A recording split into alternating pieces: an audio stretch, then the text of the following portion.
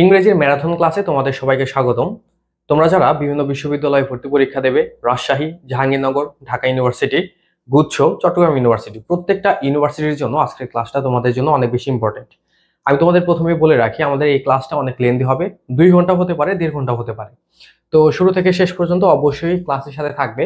আর আজকের এই ক্লাস থেকে তুমি ভর্তি পরীক্ষায় তুমি যেখানেই পরীক্ষা দাও না কেন, তুমি 2টা থেকে 3টা পর্যন্ত প্রশ্ন কমন পেতে পারো, ঠিক আছে?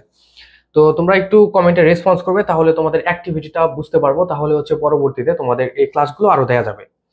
তো আজকে আমরা মূলত ম্যারাথন ক্লাসে আলোচনা করব হচ্ছে নাউন অ্যান্ড ডিটারমিনার থেকে। নাউন অ্যান্ড ডিটারমিনার একটা সেন্টেন্সে কত ভাবে ইউজ হতে পারে, তার সকল নিয়ম সবকিছু হচ্ছে আজকে আমরা ক্লিয়ার করে দেখব।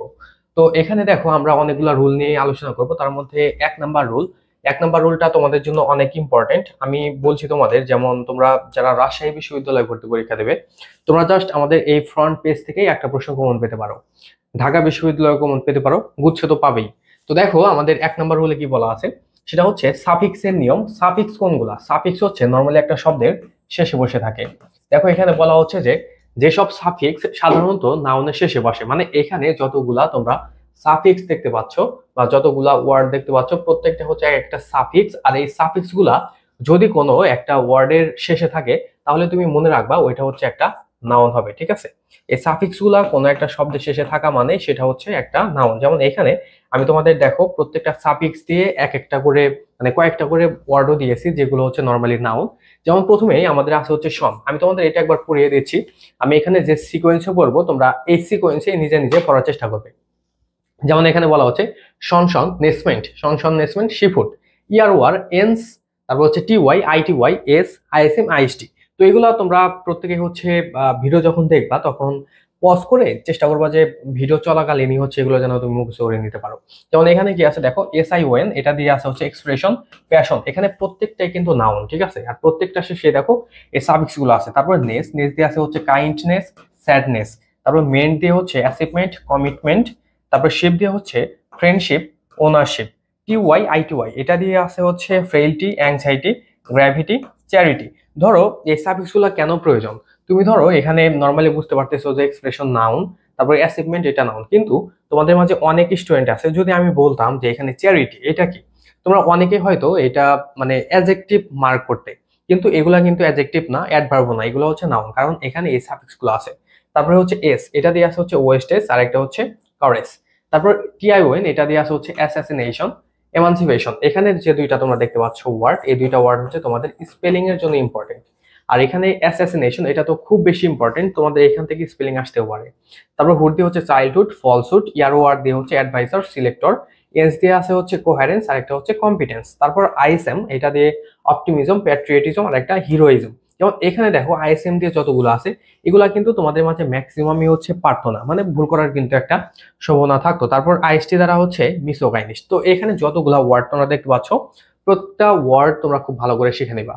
তো এখন আমরা হচ্ছে আমাদের পরবর্তী রুলে যাই, এটা হচ্ছে রুল নাম্বার 2। প্রত্যেকটা কথা একটু ভালো করে শিখবা। তো এখানে আমরা রুল 2তে শিখবো হচ্ছে পজিশন অফ নাউন, এটা নিয়ে। তো একটা সেন্টেন্সের পজিশন আসলে কিরকম ভাবে হয়? আমরা নর্মালি জানি যে একটা একটা সেন্টেন্সের ফরমেশনটা প্রথমে সাবজেক্ট থাকে, তারপরে থাকে হচ্ছে ভার্ব, এবং তারপরে থাকে হচ্ছে অবজেক্ট, তাই না? তো এখানে আমাদের 1 নম্বর রুলে বলা আছে যে একটা সেন্টেন্সের কোন কোন জায়গায় নর্মালি হচ্ছে একটা নাউন বসতে পারে। যেমন এখানে দেখো, আমাদের এখানে বলা আছে যে সেন্টেন্সের সাবজেক্ট হিসেবে নর্মালি নাউন ব্যবহৃত হয়। মানে একটা সেন্টেন্সের সাবজেক্ট নর্মালি কি হয়? নাউন হয়। যেমন এখানে এক্সাম্পলে বলা আছে দেখো, coherence is necessary in writing, ঠিক আছে?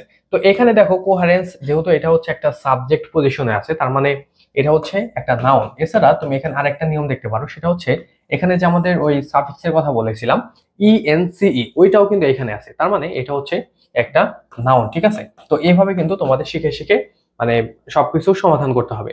তারপরে এটা দেখো 2 নম্বরে বলা আছে যে allocation of resources is the main theme of economics. এখানে দেখো টিআইওএন, এটা হচ্ছে নর্মালি একটা সাফিক্স, তাই না, নাউনের।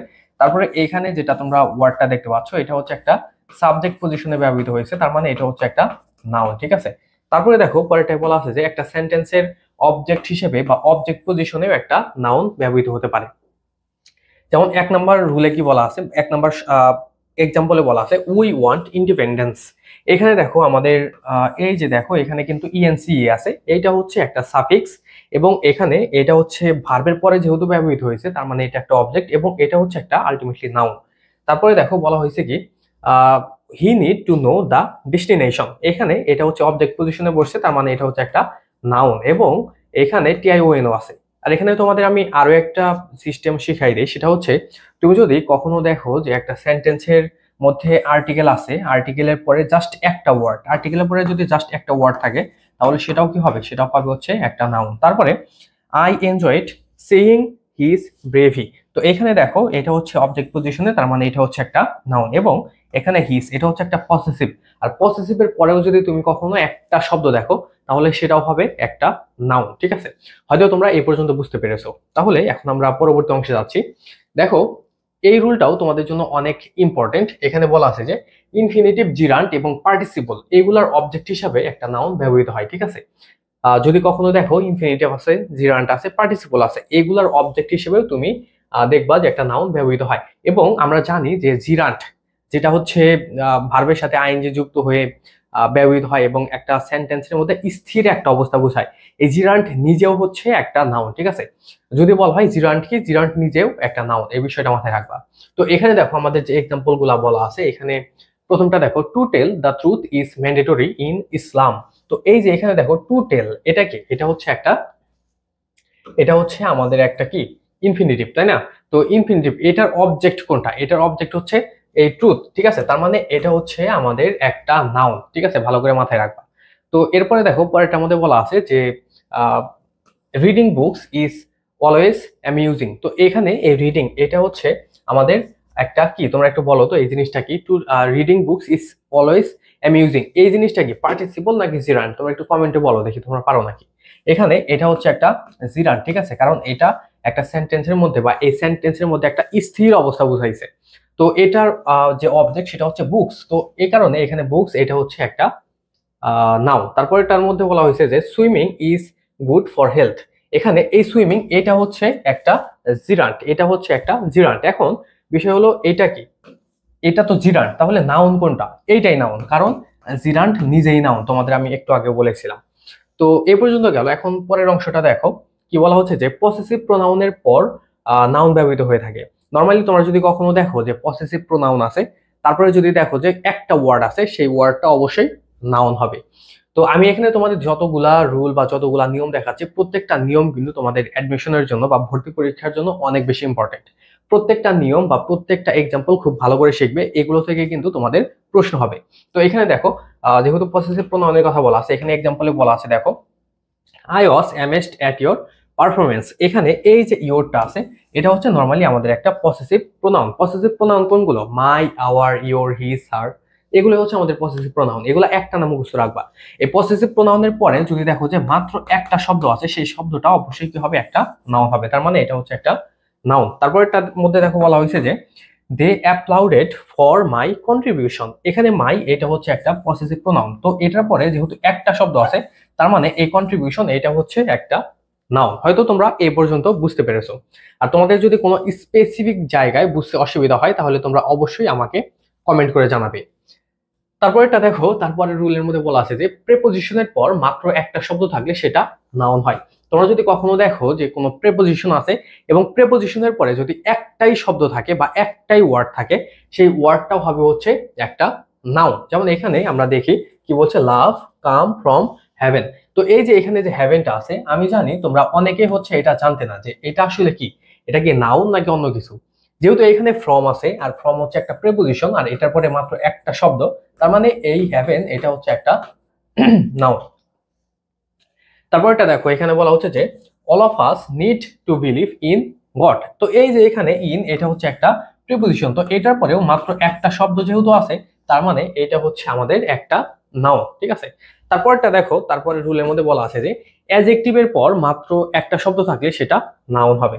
যদি দেখো যে একটা সেন্টেন্সের মধ্যে অ্যাডজেক্টিভ আছে এবং এই অ্যাডজেক্টিভের পরে যদি একটা শব্দ থাকে, এই শব্দটা কি হবে, নাউন। ভালো করে মনে রাখবা। যেমন এখানে দেখো এক্সাম্পলে বলা আছে যে আই ডেপ্রিশিয়েট ইউর ব্যাড পারফরমেন্স। তো এইখানে এই যে ব্যাড, ব্যাড মানে কি, খারাপ, তাই না? তো যেহেতু এটা একটা অবস্থা বোঝাচ্ছে, খারাপ অবস্থা, তার মানে এটা হচ্ছে একটা বিশেষণ বা অ্যাডজেক্টিভ। আর এই অ্যাডজেক্টিভের পরে যেহেতু একটাই শব্দ আছে পারফরমেন্স, তার মানে এটা হচ্ছে একটা নাউন। তারপর এটার মধ্যে দেখো বলা হয়েছে যে হি অবজার্ভড এ মুভিং বাস। তো এই মুভিংটা কি? হি অবজার্ভড আ মুভিং বাস। তো এখানে এই মুভিংটা হচ্ছে অ্যাডজেক্টিভ, আর এটা বাস এটা হচ্ছে আমাদের একটা নাউন। যেহেতু এটা অ্যাডজেক্টিভের পরে মাত্র একটা শব্দ আছে, কিন্তু তোমাদের এখানে আরেকটা কথা বলি, এই মুভিংটা তুমি কিন্তু এখানে ধরো যেহেতু চলন্ত বোঝাচ্ছে, আমাদের সেন্টেন্সে যদি এরকম কোনো চলন্ত কোনো অবস্থা বোঝায় তাহলে সেটা কিন্তু পার্টিসিপল হয়, ঠিক আছে। আর যদি এই টাইপের কোনো সেন্টেন্সের মধ্যে তুমি দেখো যে কোনো একটা স্থির অবস্থা বোঝাচ্ছে, তাহলে সেটা বোঝাবে হচ্ছে একটা জিরান্ট। যেমন বলে যদি বলা হয় ফ্লাইং বার্ড। ফ্লাইং বার্ডটা কি?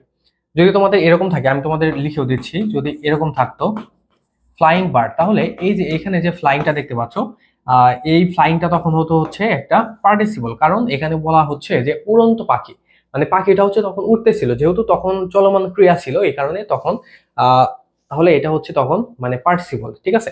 হয়তো বুঝতে পেরেছো। এখন আমরা পরবর্তী অংশে যাচ্ছি। তোমাদের কোনো জায়গায় যদি বুঝতে অসুবিধা হয় তোমরা অবশ্যই কিন্তু আমাকে কমেন্ট করে জানাবে। এই যে এটা দেখো, এই রুলের মধ্যে বলা আছে যে আর্টিকেলের পরে যদি মাত্র একটা শব্দ থাকে তাহলে সেটা কি হবে? নাউন, ঠিক আছে। আর্টিকেলের পরে একটা শব্দ থাকা মানে সেটা নাউন। যেমন এখানে 1 নম্বরে বলা হয়েছে কি দেখো, হি ইজ এ জিনিয়াস। তো এখানে এই জিনিয়াসটা কি? জিনিয়াসটা হচ্ছে এখানে একটা আর্টিকেল, দুঃখিত নাউন, কারণ এখানে এই যে আর্টিকেলটা আছে না, এই আর্টিকেলের পরে যেহেতু একটাই শব্দ জিনিয়াস আছে, তার মানে এই জিনিয়াসটা হচ্ছে একটা নাউন। হয়তো বুঝতে পেরেছো। তারপরটা দেখো, এখানে বলা হয়েছে যে the rich are not always happy. এখানে দেখো এই যে দা, এটা হচ্ছে একটা আর্টিকেল এবং এটার পরে তোমরা দেখো যে রিচ আছে, তাই না? এখন তোমরা অনেকেই মনে করতে পারো যে এখানে তো আসলে বলা হয়েছে যে আর্টিকেলের পরে একটা শব্দ থাকলে নাউন, কিন্তু এখানে তো আর্টিকেলের পরে অনেকগুলো শব্দ আছে, তাহলে আমি কিভাবে বুঝবো? তো এটা বোঝার জন্য আমি তোমাদের যেটা বলবো সেটা হচ্ছে, তোমরা যদি দেখো যে কোনো ভার্ব আছে, তাহলে তুমি এই অংশটা বাদ রাখবা, ঠিক আছে। ভার্বের পরে থেকে পরের অংশটা শুরু হয়, ভার্বের আগের অংশে যদি এরকম কোনো নিয়ম দেখো তাহলে আগের অংশটা তুমি কাউন্টে রাখবা। তার মানে এখানে দায়ের পরে যেহেতু মাত্র একটাই ওয়ার্ড, তার মানে এটা হচ্ছে একটা নাউন। এবং তোমাদের কাছে আমি একটা প্রশ্ন করি, সেটা হচ্ছে এখানে এই রিজ এটা হচ্ছে কোন নাউন? তোমরা একটু কমেন্টে জানাও তো। যারা কমেন্টে জানাবা আমি তাহলে বুঝবো যে তোমরা এখানে মনোযোগ দিয়ে ক্লাস করতেছো। এটা কোন নাউন এবং এটা কি সিঙ্গুলার নাকি প্লুরাল, এটাও একটু কমেন্টে জানাবে, ঠিক আছে। পরেরটা দেখো, এই রুলটা তোমাদের জন্য খুব বেশি ইম্পর্টেন্ট, এখান থেকে প্রায়শই প্রশ্ন আসে। এখানে বলা হয়েছে যে দা প্লাস অফ অথবা আর্টিকেল প্লাস অফ, এইটার মাঝে যদি কোনো ওয়ার্ড থাকে তাহলে সেই ওয়ার্ডটা অবশ্যই একটা নাউন হবে। আমি তোমাদের মানে খুবই ইজি ভাবে বুঝাই। ধরো যদি তোমাদের কখনো এরকম থাকে, ধরো এখানে দা আছে এবং মাঝখানে হচ্ছে কোনো একটা ওয়ার্ড আছে এবং এটার পরে অফ আছে, এই যে দা এবং অফ এটার মাঝখানে যে ওয়ার্ডটা থাকবে সেই ওয়ার্ডটা হবে হচ্ছে একটা নাউন। বুঝতে পেরেছো? যেমন এখানে তুমি দেখো, আমাদের এক্সাম্পল গুলা দেখলে তুমি বুঝতে পারবা। যেমন এখানে কি বলছে, the progress of the class is noticeable. তো এখানে দেখো এই যে দা আছে এবং এখানে অফ আছে, তো এই দুইটার মাঝখানে আছে হচ্ছে প্রোগ্রেস। তো এই প্রোগ্রেস যেহেতু মাঝখানে, দা প্লাস অফ এর মাঝখানে, তার মানে এই প্রোগ্রেসটা হচ্ছে একটা নাউন। তারপরটা দেখো, এখানে বলা হচ্ছে কি a number of boys is arguing with each other. তো এই যে দেখো এখানে আর্টিকেল আছে এবং এখানে অফ আছে এবং এটার মাঝখানে আছে একটা ওয়ার্ড, তো এটা হচ্ছে আমাদের একটা নাউন, ঠিক আছে। তারপরটা দেখো বলা হয়েছে যে the water of Mum company is pure. তো এখানে দেখো দুইটার মাঝখানে ওয়াটার আছে, তার মানে এটা হচ্ছে একটা নাউন। বুঝতে পেরেছো? তো এখন আমরা হচ্ছে পরবর্তী অংশে যাই। আর ক্লাস তোমাদের কাছে কেমন লাগতেছে এটা কিন্তু অবশ্যই অবশ্যই তোমরা আমাদের কমেন্ট করে জানাবে, ঠিক আছে। তো এখন দেখো আমাদের হচ্ছে রুল নাম্বার 3, এখানে কি বলা হয়েছে, একটি সেন্টেন্স থেকে নাউন, অ্যাডজেক্টিভ এবং অ্যাডভার্ব এই তিনটা বের করার একটা মানে খুবই সুন্দর একটা ট্রিক্স আছে। তো এই ট্রিক্সটা হচ্ছে আমি তোমাদের এখন শেখাবো, ঠিক আছে। তুমি জাস্ট মনে রাখবা এই ট্রিক্সের মানে শর্টকাট হচ্ছে পিএডি, প্যাড, ঠিক আছে। তো এই প্যাডের পরে আসলে কোন শব্দ বা কয়টা শব্দ থাকলে আমরা কিভাবে আইডেন্টিফাই করবো যে কোনটা নাউন, কোনটা অ্যাডজেক্টিভ, কোনটা অ্যাডভার্ব। তো দেখো এখানে আমাদের প্যাড মানে কি এটা হচ্ছে প্রথমে জানতে হবে। পিতে হচ্ছে প্রেপোজিশন পসেসিভ, এতে হচ্ছে অ্যাডজেক্টিভ এবং আর্টিকেল, আর ডিতে হচ্ছে ডিটারমিনার। তো এখানে যতগুলো আছে প্যাড দিয়ে, তো প্রত্যেকটা তুমি একটু ভালো করে আগে মুখস্থ করে নাও, তারপরে আমি তোমাদের বলছি। আমি তোমাদের সাথে পড়ি। যেমন পিতে হচ্ছে প্রেপোজিশন পসেসিভ, এতে আর্টিকেল, অ্যাডজেক্টিভ, ডিতে ডিটারমিনার।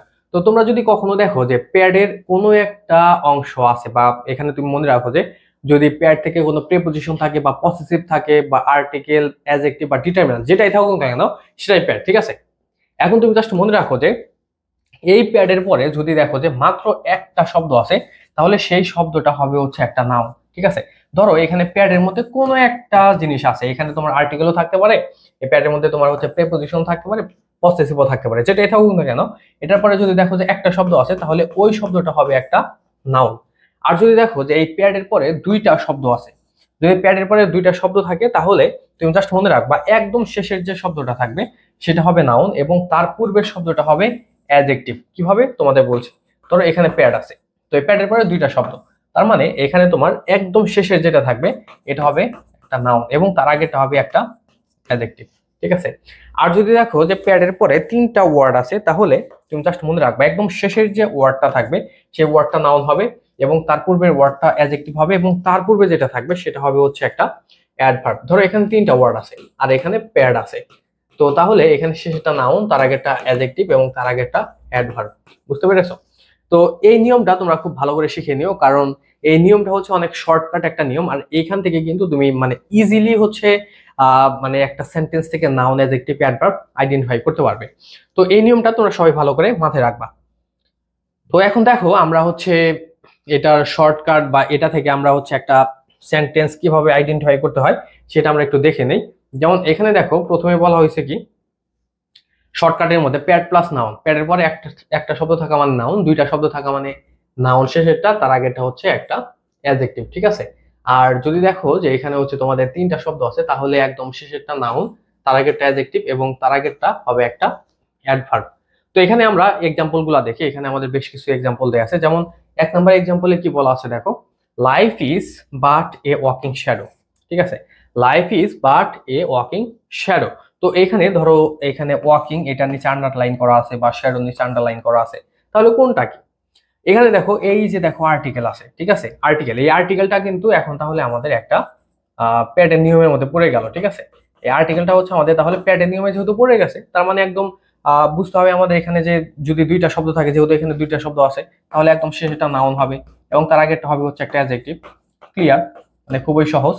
তারপরে দেখো পরেরটার মধ্যে বলা হয়েছে যে this is a book of Bengali language. এই যে এখানে দেখো অফ আছে, এটা হচ্ছে একটা প্রেপোজিশন, তো এটার পরেও দুইটা ওয়ার্ড, তাহলে একদম শেষেরটা নাউন, তার আগেরটা হচ্ছে আমাদের অ্যাডজেক্টিভ। পরেরটার মধ্যে কি বলছে দেখো, দে লাইভ ইন টাঙ্গাইল সিটি। এই যে ইন এটা হচ্ছে প্রেপোজিশন, দুইটা ওয়ার্ড, সিটি, টাঙ্গাইল, তাহলে এই সিটিটা হচ্ছে একটা নাউন এবং এটার আগে যেটা আছে টাঙ্গাইল এটা হচ্ছে একটা অ্যাডজেক্টিভ। তো টাঙ্গাইল কিন্তু একটা নাউন, তাই না? তোমরা জানো এটা হচ্ছে একটা নাউন, কিন্তু এই নাউনটা তুমি কিভাবে আইডেন্টিফাই করতা? মানে এত সহজে কি পারতা না। কিন্তু এখানে প্যাডের নিয়ম যেহেতু তুমি জানো তাহলে কিন্তু তোমার এই জিনিসগুলো নিয়ে কোনো প্যারা খেতে হবে না, তুমি ক্লিয়ারলি বুঝতে পারবে যে এটা হচ্ছে একটা নাউন। তারপর এটার মধ্যে দেখো বলা হয়েছে যে Sunny is a very good boy. তো এই যে এখানে দেখো প্যাডের মধ্যে আর্টিকেল আছে, তার মানে এখানে তিনটা ওয়ার্ড, একদম শেষেরটা নাউন, তার আগেরটা অ্যাডজেক্টিভ এবং তার আগেরটা অ্যাডভার্ব। হয়তো বুঝতে পেরেছো? তো তারপরে আমাদের এখানে আরো কিছু দেখো নিয়ম আছে বা কয়েকটা প্রশ্ন আছে, তার মধ্যে প্রথম যেটা সেটা হচ্ছে ইট ইজ ইওর গো। এই যে এখানে দেখো ইওর আছে, ইওরটা হচ্ছে একটা পসেসিভ, যেহেতু এখানে এটা হচ্ছে পসেসিভ তার মানে এটার পরে যদি একটা ওয়ার্ড থাকে সেটা হবে হচ্ছে একটা নাউন। যেমন এখানে গো আছে না, এই গো হচ্ছে নর্মালি আমরা জানি যে এটা হচ্ছে একটা ভার্ব, কিন্তু এটা যেহেতু তোমার ওই পসেসিভের পরে আছে এবং একটাই ওয়ার্ড তার মানে এটা হচ্ছে একটা নাউন। ঠিক আছে, আর এটার মানে হচ্ছে এবার তোমার পালা। তারপর এটা দেখো বলা হচ্ছে যে it is it a he or a she. তো এখানে দেখো আর্টিকেল আছে, এই যে আর্টিকেল আছে তার মানে এটার পরে যেহেতু একটা ওয়ার্ড, এগুলো কিন্তু নর্মালি প্রোনাউন, কিন্তু এগুলা যেহেতু প্যাডের নিয়মের মধ্যে পড়েছে এবং একটা শব্দের পরে আছে তার মানে এগুলা হচ্ছে এক একটা নাউন। আর এখানে দেখো তুমি মানে মনে করবা যে এটার পরে তো অনেকগুলো অর্ডার আছে, তাহলে কিভাবে বুঝবা? এখানে দেখো কি আছে, ওয়ার। ওয়ার হচ্ছে একটা কনজাংশন, তোমাদের আমি একটু আগে বলেছিলাম না যে কোনো সেন্টেন্সে যদি দেখো যে ভার্ব আছে তাহলে ওই ভার্বের যে পরের অংশটা ওইটা হচ্ছে আলাদা হবে। তো এখানে সেম ওইভাবেই এটা হচ্ছে একটা কনজাংশন, এই কারণে এই কনজাংশনের মধ্যে হচ্ছে পরের অংশটা তুমি আলাদাভাবে কাউন্ট করতে পারবা। তো পরেরটা দেখো এখানে কি বলা হচ্ছে যে হি ওয়াকড ফর আ হোয়াইল। তো এখানে দেখো এই যে আর্টিকেল আছে এবং এটার পরে একটাই ওয়ার্ড, তার মানে এটা হচ্ছে একটা নাউন। ঠিক আছে, বুঝতে পেরেছো হয়তো? তারপর এটার মধ্যে দেখো বলা হয়েছে যে অ্যানালাইজ দ্য অ্যাবভ সেন্টেন্স। তো এখানে এই যে অ্যাবভটা তোমরা দেখতে পাচ্ছ, এই অ্যাবভ নর্মালি হচ্ছে একটা প্রেপোজিশন, কিন্তু এখানে যেহেতু এটা একটা প্যাডের নিয়মের মধ্যে পড়ছে, যেমন দা আছে, তার মানে এখানে শেষেরটা হবে হচ্ছে একটা নাউন এবং তার আগে যেটা আছে অ্যাবভ এটা হচ্ছে একটা অ্যাডজেক্টিভ। হয়তো বুঝতে পেরেছো? তো এখানে আমি তোমাদের যেভাবে যতগুলো দেখালাম প্রত্যেকটা একটু ভালো করে শিখবা, এখান থেকে কিন্তু তোমাদের প্রশ্ন আসতে পারে। তো এরপরে দেখো, আচ্ছা আমাদের একটু কোর্স সম্পর্কে তোমাদের ধারণা দিচ্ছি। আমাদের কিন্তু বর্তমানে কোর্স রয়েছে রাজশাহী ইউনিভার্সিটির জন্য। তো এই কোর্সে তোমরা কি কি পাচ্ছ? এটা হচ্ছে রাজশাহী ইউনিভার্সিটির এ ইউনিটের জন্য, তোমরা যারা মানবিক প্লাস বিভাগ পরিবর্তন থেকে পরীক্ষা দেবে তাদের জন্য। আর তোমরা যারা অবাণিজ্য বা অবিজ্ঞানে পরীক্ষা দেবে তোমরাও চাইলে আমাদের এই কোর্স করতে পারবা। তো এখানে তোমরা কি পাচ্ছ? এখানে তোমরা মোট 80টা ক্লাস পাচ্ছ, তার মধ্যে বাংলা 25টা, ইংরেজি 30টা এবং জিকে 25টা করে ক্লাস। এবং আমাদের প্রত্যেকটা ক্লাস একদম বেসিক থেকে হবে। তোমরা আমাদের এই ম্যারাথন ক্লাস দেখে বুঝতে পারতেছো না যে এখানে একদম ধরে ধরে প্রত্যেকটা জিনিস শেখানো হচ্ছে। আমাদের ব্যাচের ক্লাসে হচ্ছে মানে আরো সুন্দর করে এভাবে হচ্ছে তোমাদের পড়ানো হয়। তো তোমরা প্রত্যেকে হচ্ছে আমাদের সাথে কানেক্টেড থাকতে পারো, তুমি যেরকম স্টুডেন্ট হও না কেন এখানে তোমরা খুব ভালো রকমের একটা সাপোর্ট পেয়ে যাবে। তো এখানে প্রত্যেকটা ক্লাসের তুমি হচ্ছে রেকর্ড ক্লাস পাবে, প্রত্যেকটা ক্লাসেরই হচ্ছে তুমি রেকর্ড ক্লাস পাবে, ঠিক আছে? তুমি ক্লাস টাইম করতে না পারলেও তুমি পরবর্তী ক্লাস করতে পারবা। এবং এই কোর্সের সাথে তুমি মডেল টেস্ট পরীক্ষা দিতে পারবা, যাতে তুমি নিজেকে যাচাই করতে পারো। লেকচার শিট পাবে এবং আমাদের প্রত্যেকটা লেকচার শিট তোমাদের জন্য প্রিমিয়াম হবে। এবং আমাদের এই কোর্সে বর্তমানে ফি মাত্র 1550 টাকা। যদি কেউ অ্যাডমিট হতে চাও এখানে যে নাম্বারটা দেওয়া আছে না, এই নাম্বারে তোমরা যোগাযোগ করবে। আর তোমরা যারা অ্যাডমিশন মেন্টরস এর ফেসবুক পেজ থেকে এই ভিডিওটা দেখছো, তোমরা চাইলে হচ্ছে আমাদের এই পেজের ইনবক্সে নক দিতে পারো, আমি তোমাদের এখানে নাম্বারটা লিখেও দিচ্ছি। আর আমাদের কিন্তু বর্তমানে রাজশাহী ইউনিভার্সিটির জন্য মডেল টেস্ট ব্যাচও আছে, তোমরা চাইলে আমাদের মডেল টেস্ট ব্যাচেও ভর্তি হতে পারো। মডেল টেস্ট ব্যাচের ফি মাত্র 300 টাকা। তো আমাদের মডেল টেস্ট ব্যাচে তোমরা মোট হচ্ছে 20 সেট 100 মার্কসের পরীক্ষা দিতে পারবা। আর আমাদের এই পরীক্ষাগুলো একদম আরইউ স্ট্যান্ডার্ড বা রাবি স্ট্যান্ডার্ডে হবে, রাবিতে যেরকম ভাবে হয় তো ওইভাবেই তুমি এখানে পরীক্ষাগুলো দিতে পারবে। এবং এখানে তুমি হচ্ছে মানে কিছু স্পেশাল শীট পাবে, মানে যে শীটগুলা থেকে নর্মালি তুমি রাজশাহী ইউনিভার্সিটিতে প্রশ্ন কমন পাবে। আর তোমরা যদি কেউ আমাদের এই দুইটা ব্যাচে একসাথে ভর্তি হতে চাও তাহলেও ভর্তি হতে পারবা, এবং দুইটা ব্যাচে একসাথে ভর্তি হলে তুমি একটা স্পেশাল ডিসকাউন্টও পাবে। তো যাই হোক, আমরা আমাদের ক্লাসে আবারও ফিরে যাচ্ছি। তো দেখো, এরপরের অংশটা হচ্ছে আমাদের একটা স্পেশাল নোট। তো আমি একটু আগে তোমাদের যে প্যাডের নিয়মটা দেখালাম ওইটাই হচ্ছে মানে ওই ক্যাটাগরির হচ্ছে একটা নিয়ম। এটা সেটা হচ্ছে মানে তোমাদের আমি বলি তাহলে বুঝতে পারবা। আমি একটু আগে তোমাদের যে প্যাডের নিয়মটা দেখালাম ওই নিয়মটা নর্মালি হচ্ছে একটা সেন্টেন্সের শেষের দিকে ইউজ হয়ে থাকে, ঠিক আছে? ওই নিয়মটা। কিন্তু বিষয় হলো যে এই নিয়মটা যদি তোমাদের মাঝখানে থাকে বা প্রথম দিকে থাকে তাহলে তুমি এই প্যাডের নিয়মটা কিভাবে ইউজ করবা। তো এটা হচ্ছে তোমাদের এখানে শেখাবো। সেটা হচ্ছে দেখো, এখানে বলা আছে যে প্যাডের নিয়মের যতগুলো এক্সাম্পল দেওয়া হয়েছে তা বাক্যের শেষে ছিল। যদি প্যাডের নিয়মের প্রশ্ন বাক্যের শুরুতে বা মাঝে থাকে তাহলে পিভিসি দ্বারা অ্যান্সার করতে হবে। তো এখন পিভিসি জিনিসটা কি? দেখো, পিভিসি হচ্ছে তুমি জাস্ট মনে রাখবা, পিভিসি হচ্ছে এরকম কোনো একটা জিনিস যেটা থেকে বাক্যের নতুন অংশ শুরু হবে। জাস্ট এটুকু মনে রাখো। যেমন আমি তোমাদের বলেও দিচ্ছি, এই পিভিসি থেকে বাক্যের নতুন অংশ শুরু হয়, পিভিসি সহ পরের অংশ বাদ দিয়ে পার্টস অফ স্পিচ আইডেন্টিফাই করতে হবে। ধরো এখানে হচ্ছে পিভিসির কোনো জিনিস দেয়া আছে, পিভিসি, ঠিক আছে? আর এখানে সেন্টেন্সের অনেক জিনিস আছে, মানে প্রথমেও আছে শেষেও আছে, অনেক অংশ আছে। এখন পিভিসি থেকে যেখানে শুরু হয়েছে, মানে যেখান থেকে পিভিসি শুরু হয়েছে ওইখান থেকে পরের অংশ তুমি জাস্ট ক্রস দিয়ে দিবা, এবং মাঝখানে বা শুরুতে যেখানে থাকবে যে অংশটা থাকবে ওই অংশ থেকে তুমি হচ্ছে আইডেন্টিফাই করবা। যেমন এখানে পিভিসি দ্বারা কি বোঝাইছে, যেমন দেখো এখানে বলা হয়েছে যে প্রিপজিশন, আর ভিতে হচ্ছে ভার্ব, আর সিতে হচ্ছে কনজাংশন, কমা। একটু আগে আমি তোমাদের বলেছিলাম না যে হচ্ছে ভার্ব থেকে হচ্ছে নতুন অংশ শুরু হয়, তারপর তোমাদের বলেছিলাম যে কনজাংশন থেকে নতুন অংশ শুরু হয়। তো এটা হচ্ছে ওই রকমই, ঠিক আছে? তো এখন তুমি দেখো আমরা এখানে সেন্টেন্স গুলা সমাধান করি তাহলে তুমি বুঝতে পারবা। যেমন এখানে দেখো কি বলা হয়েছে যে this is the go of the world. যেমন এখানে দেখো কি দেয়া আছে, তোমার হচ্ছে এখানে অফ আছে। এই অফটা হচ্ছে একটা প্রিপজিশন, তাই না? যেহেতু এটা একটা প্রিপজিশন তার মানে এখানে আমরা পরের অংশটা বাদ রাখতে পারি। এই অংশটা বাদ রেখে আমরা হচ্ছে এই অংশটা আইডেন্টিফাই করতে পারি। ধরো এখানে গো, এই জিনিসটা কি এটা তোমার কাছে জানতে চাইলো, এই গোটা কি? তাহলে এই গোটা হচ্ছে একটা নাউন। কেন নাউন? কারণ এখানে দেখো আর্টিকেলের পরে মাত্র একটা শব্দ আছে, এটা যেহেতু পিভিসির অংশ তার মানে এই অংশটা আমরা বাদ দিতে পারবো। পরেরটার মধ্যে দেখো কি বলা হয়েছে যে where there is a will there is a way, ঠিক আছে? তো এই যে এখানে তোমাদের যে কমার কথা বলা হয়েছিল পিভিসির মধ্যে, এই যে দেখো কমা আছে, তার মানে আমরা পরের অংশটা এইটুক বাদ দিয়ে দিলাম। তো এটার মানে আগের অংশটা দেখো, এই যে আর্টিকেল আছে তার মানে এটা প্যাডের নিয়মের মধ্যে পড়ে গেছে, এবং এটার পরে উইল হচ্ছে মাত্র একটা শব্দ, তার মানে এটা হচ্ছে আমাদের একটা নাউন, হয়তো বুঝতে পেরেছো।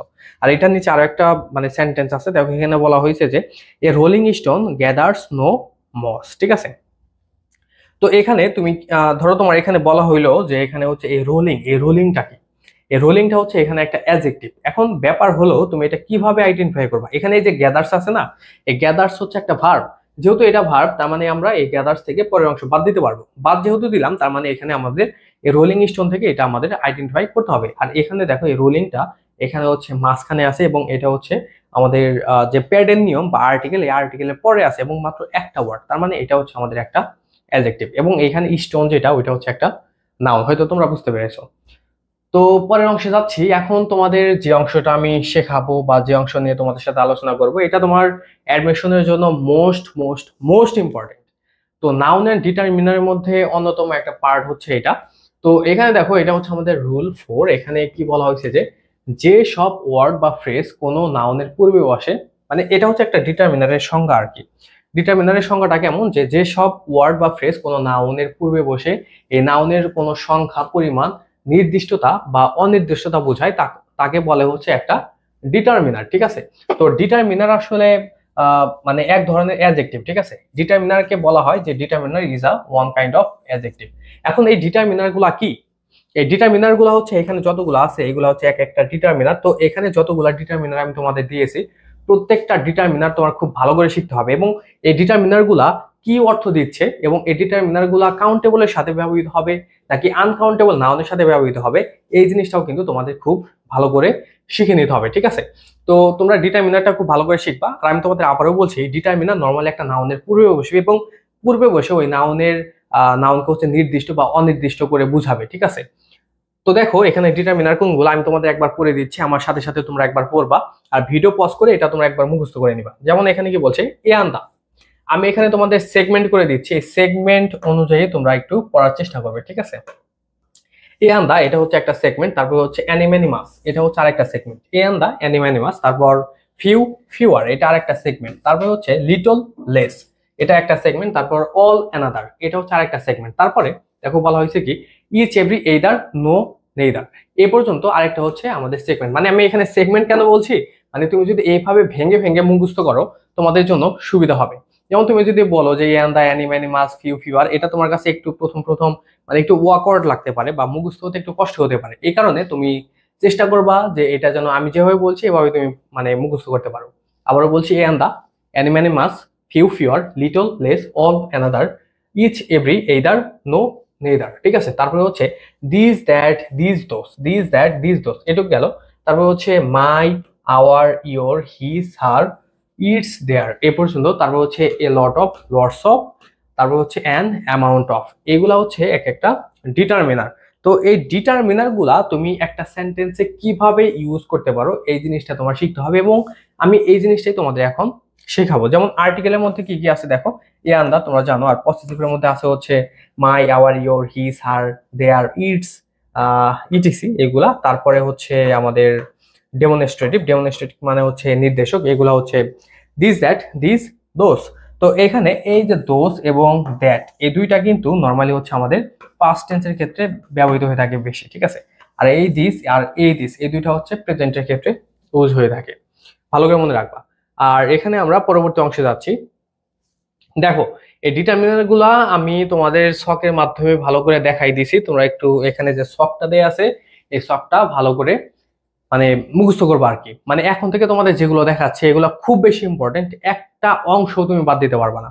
আর আমি এখানে এই স্লাইডে যতগুলা অংশ বা যতগুলা মানে পড়া তোমাদের দিয়েছি, প্রত্যেকটা জিনিস তোমার জন্য খুব বেশি ইম্পর্টেন্ট। ঠিক আছে। কোনোটাই তুমি স্কিপ করতে পারবে না। যেমন এখানে দেখো, ডিটারমিনারের মধ্যে এখানে তোমাদের মানে কোনটার মানে কি, তারপরে হচ্ছে কোনটা কোন নাউনের পূর্বে বসে ওইটা বলা আছে।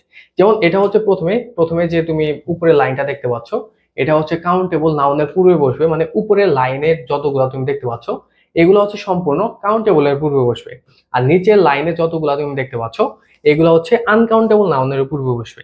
এবং এটা কোনটার মানে কি এটা তুমি একটু দেখে নাও। যেমন অনেক, এটার মানে কাউন্টেবল ফর্মটা হচ্ছে ম্যানি এবং আনকাউন্টেবল ফর্মটা হচ্ছে মাছ।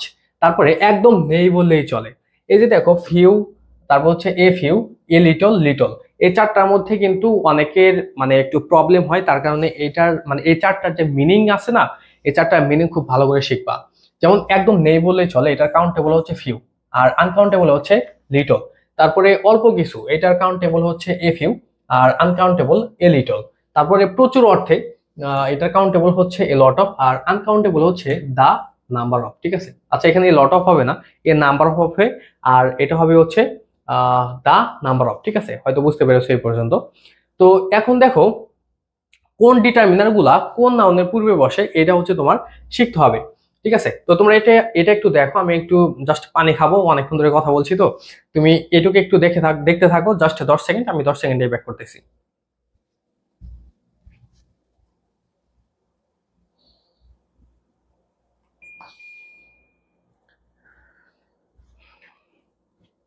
আচ্ছা, তোমাদের হয়তো দেখা হয়ে গেছে, এখন আমি তোমাদের এটা পড়াই দিচ্ছি। যেমন এখানে দেখো, প্রথমে কি বলা হয়েছে যে কিছু ডিটারমিনার শুধু কাউন্টেবল নাউনের পূর্বে বসে। তো এখানে কিছু ডিটারমিনার কোনগুলা? যেমন এখানে দেখো বলা হয়েছে কি, few, a few, the few, only a few, very few, many, several, the number, a number. এখানে এই লিস্টে বা এই লাইনে যতগুলা ডিটারমিনার তুমি দেখতে পাচ্ছ, প্রত্যেকটা ডিটারমিনার নরমালি হচ্ছে একটা কাউন্টেবল প্লুরাল নাউনের পূর্বে বসবে। ঠিক আছে, কাউন্টেবল প্লুরাল নাউন, এখানে কিন্তু কোনোটাই সিঙ্গুলার হবে না। ঠিক আছে, প্রত্যেকটাই প্লুরাল নাউনের পূর্বে বসবে এবং প্রত্যেকটাই কাউন্টেবল নাউনের পূর্বে বসবে। যেমন এখানে কি আছে দেখো, few, a few, the few, only a few, very few, many, several, the number, a number. ঠিক আছে, যেমন এখানে আমরা এক্সাম্পলের মাধ্যমে দেখি। এক্সাম্পলে দেখো কি বলা হয়েছে, এক্সাম্পলে বলা হয়েছে ম্যানি বোটস। বোটস মানে কি? বোটস মানে হচ্ছে নৌকা, আর ম্যানি মানে কি? অনেকগুলা। ঠিক আছে, তো ম্যানি বোটস তুমি যখন দিবা তখন কিন্তু এটা রাইট। আর তুমি যদি কখনো এরকম দেখো ম্যানি বোট এবং এটার সাথে এস বা ইএস যুক্ত নেই, তাহলে কিন্তু এটা ভুল হবে। কারণ এটা যেহেতু প্লুরাল, তার মানে এখানে যে নাউনটা ব্যবহৃত হবে এই ডিটারমিনারের সাথে, ওই নাউনটাও কিন্তু প্লুরাল হওয়া লাগবে, তার মানে এখানে এস যুক্ত থাকা লাগবে। এখন বিষয় হচ্ছে, যদি তোমাদের এখানে এরকম থাকতো, ম্যানি ওয়াটার্স থাকতো, তাহলে কি এটা অ্যান্সার হতো? হতো না, কারণ এই যে ম্যানিটা আছে এটা হচ্ছে একটা কাউন্টেবল ডিটারমিনার, আর এখানে ওয়াটার যেটা আছে এই ওয়াটারটা হচ্ছে একটা আনকাউন্টেবল নাউন। তো এখানে কিন্তু এরকম হবে না, হয় তোমার কাউন্টেবলের সাথে কাউন্টেবল নেওয়া লাগবে, নয়তো আনকাউন্টেবলের সাথে আনকাউন্টেবল নেওয়া লাগবে। ঠিক আছে, যদিও হচ্ছে কিছু কিছু ডিটারমিনার আছে যেগুলা নর্মালি কাউন্টেবল আনকাউন্টেবল উভয়ের সাথেই বসে, ওইটা আমরা দেখবো। তো এখন তোমার যদি এখানে এরকম থাকতো, যদি এরকম থাকতো যে মাছ, ধরো এরকম আছে মাছ বোটস, ঠিক আছে, এটা থাকলে কিন্তু হতো না, কারণ এই মাছ যেটা আছে এটা হচ্ছে একটা আনকাউন্টেবল এর ডিটারমিনার, তো এটার সাথে তো কাউন্টেবল নাউন বসবে না। তারপরটা দেখো, এখানে কি বলা হয়েছে যে a few students, a few students, এটা কিন্তু রাইট। যদি এখানে এরকম হতো যে এ ফিউ ইনফরমেশন, এটা কি হতো? হতো না, কারণ এই ইনফরমেশনটা এটা হচ্ছে হচ্ছে একটা আনকাউন্টেবল নাউন। ঠিক আছে, তো এখানে তো এটা ইউজ হবে না। তারপরে দেখো পরের লাইনে বলা হয়েছে যে কিছু ডিটারমিনার শুধু আনকাউন্টেবল নাউনের পূর্বে বসে। এগুলা কি কি? Little, a little, the little, only a little, তারপরে হচ্ছে much, less, the amount of. এখানে যতগুলা তুমি ডিটারমিনার দেখতে পাইলা, প্রত্যেকটা ডিটারমিনারই হচ্ছে একটা আনকাউন্টেবল নাউনের পূর্বে ব্যবহৃত হবে। এখানে কোনো ডিটারমিনারই কিন্তু কোনো কাউন্টেবল নাউনের পূর্বে ব্যবহৃত হবে না। আর এখানে আরেকটা বিষয় হচ্ছে, তুমি যদি কখনো আনকাউন্টেবল নাউন দেখো, এই আনকাউন্টেবল নাউন নর্মালি তুমি জাস্ট মনে রাখবা যে আনকাউন্টেবল নাউন অলওয়েজ হচ্ছে সিঙ্গুলার হয়। আনকাউন্টেবল নাউন কখনোই প্লুরাল ফর্মে তুমি ইউজ করতে পারবা না। আর একটা আনকাউন্টেবল নাউনের সাথে তুমি কখনোই এস বা ইএস যুক্ত করতে পারবা না, কোনোটাই হবে না।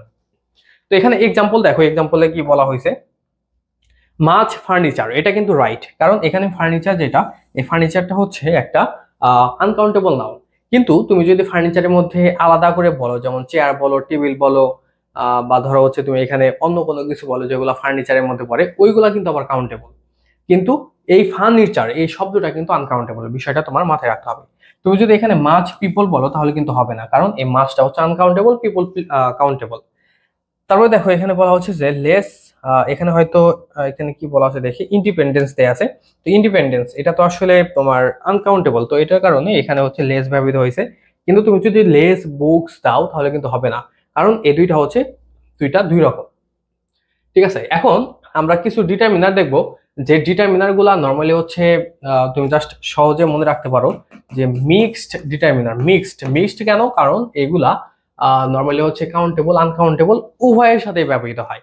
তো এখানে দেখো আমাদের কি কি আছে, প্রত্যেকটা খুব ভালো করে মনে রাখবা। ঠিক আছে, আমি তোমাদের আবারও বলি, আমি তোমাদের যে ডিটারমিনার গুলা দেখালাম না, কাউন্টেবলের কোনগুলা, আনকাউন্টেবলের কোনগুলা, মিক্সড কোনগুলা, প্রত্যেকটা কিন্তু একদম তোমার ঠোঁটস্থ থাকা লাগবে। যদি ঠোঁটস্থ না থাকে তাহলে কিন্তু তোমার দেখা যাবে যে প্রবলেম হতে পারে। তো এখানে কি কি আছে দেখো, all, some, more, most, any, majority of, minority of, a lot of, lots of, a great deal of, plenty of, the rest of, enough. প্রত্যেকটাই হচ্ছে এক একটা ডিটারমিনার এবং এই ডিটারমিনার গুলো কাউন্টেবল আনকাউন্টেবল উভয়ের সাথেই বসে।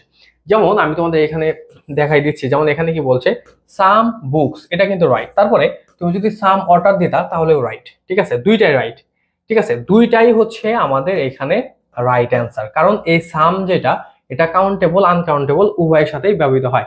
কিন্তু তুমি যদি এখানে সাম বুক দিতা তাহলে কিন্তু এটা হতো না, কারণ এখানে সাম মানে কি কিছু, যেহেতু এটা কিছু এবং এটা হচ্ছে প্লুরালকে নির্দেশ করে বাই ডিটারমিনারটা প্লুরাল, তার কারণে এখানে শুধু বুক দিলে হবে না, এখানে তোমাদের এস বাই এস যুক্ত করতে হতো। ঠিক আছে, তো এরপরে দেখো পরেরটাই বলা হচ্ছে যে a great deal of books, a great deal of sugar. তো এই দুইটাই কিন্তু রাইট। ঠিক আছে, এখানে দেখো এর যুক্ত আছে, মানে এটা দ্বারা যেহেতু প্লুরাল বোঝাচ্ছে তার মানে প্লুরাল, এবং এটার সাথে এর যুক্ত হবে। এবং এখানে দেখো a great deal of sugar, এটার সাথে কিন্তু কোনো এস বা এস যুক্ত হবে না, কারণ এই সুগারটা হচ্ছে একটা আনকাউন্টেবল নাউন। তো আনকাউন্টেবল নাউনের সাথে আমি তোমাদের বলেছি যে কোনো ধরনের এস এস যুক্ত হতে পারবে না। তো এখানে তুমি যদি a great deal of book দিতা তাহলে কিন্তু হতো না, কারণ এখানে এস এস যুক্ত করা লাগতো। তো এরপরটা দেখো এখানে বলা হয়েছে কি 3 নম্বরে plenty of student plenty of oil, এটা হচ্ছে কাউন্টেবল এটা হচ্ছে আনকাউন্টেবল দুইটাই ব্যবহৃত হয়েছে, কারণ এটা হচ্ছে একটা মিক্সড ডিটারমিনার। তো এগুলো হচ্ছে সেম উপরে যে নিয়মগুলো আছে ওই সেম নিয়ম, তো সেম নিয়ম বারবার বলার দরকার নেই। তো এরপরে দেখো 4-এ বলা হয়েছে কি এ লট অফ বুকস, তারপর বলছে এ লট অফ মিল্ক, দুইটাই রাইট। তারপরে দেখো এখানে কি বলছে majority of students majority of water, দুইটাই রাইট।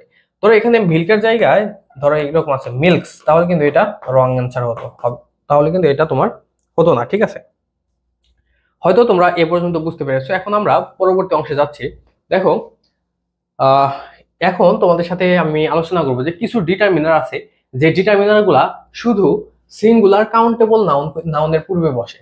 এখানে আমি তোমাদের যে ডিটারমিনার গুলা দেখাবো এই ডিটারমিনার গুলা নর্মালি হচ্ছে একটা কাউন্টেবল নাউনের পূর্বে বসবে এবং এগুলা নর্মালি একটা সিঙ্গুলার কাউন্টেবল নাউনের পূর্বে বসবে। তো এখানে কি কি আছে দেখো, এখানে আছে হচ্ছে ইচ, তারপর every, A and this that on another, এখানে প্রত্যেকটাই হচ্ছে এক একটা ডিটারমিনার এবং প্রত্যেকটাই সিঙ্গুলার কাউন্টেবল নাউনের পূর্বে বসবে। তো এক্সাম্পল দেখো এখানে কি বলা হয়েছে যে এভরি বয়। ঠিক আছে, এভরি বয় এটা কিন্তু রাইট। ঠিক আছে, এভরি দ্বারা কি বোঝায়, এভরি দ্বারা হচ্ছে প্রত্যেক। ঠিক আছে, এভরি দ্বারা কি প্রত্যেক, তো প্রত্যেক যেহেতু প্রত্যেক মানে হচ্ছে একজনকে বোঝাচ্ছে তার মানে এখানে বয় হবে। তুমি যদি এখানে বয়েজ দিতা তাহলে কিন্তু এটা হতো না। ঠিক আছে, তুমি যদি এখানে বয়েজ দিতা তাহলে কিন্তু এখানে তোমার অ্যান্সারটা হতো না। ঠিক আছে, তো এ পর্যন্ত হয়তো বুঝতে পেরেছো। তারপরের অংশটা দেখো এখানে কি বলছে is book has been sold, right. যদি এখানে এরকম থাকতো is books of has been sold তাহলে কিন্তু হতো না, কারণ এখানে বুকের সাথে এস যুক্ত হবে না। তো এখানে আমি তোমাদের একটা নোট দিয়েছি, এই নোটটা তোমাদের একদম 3 স্টার।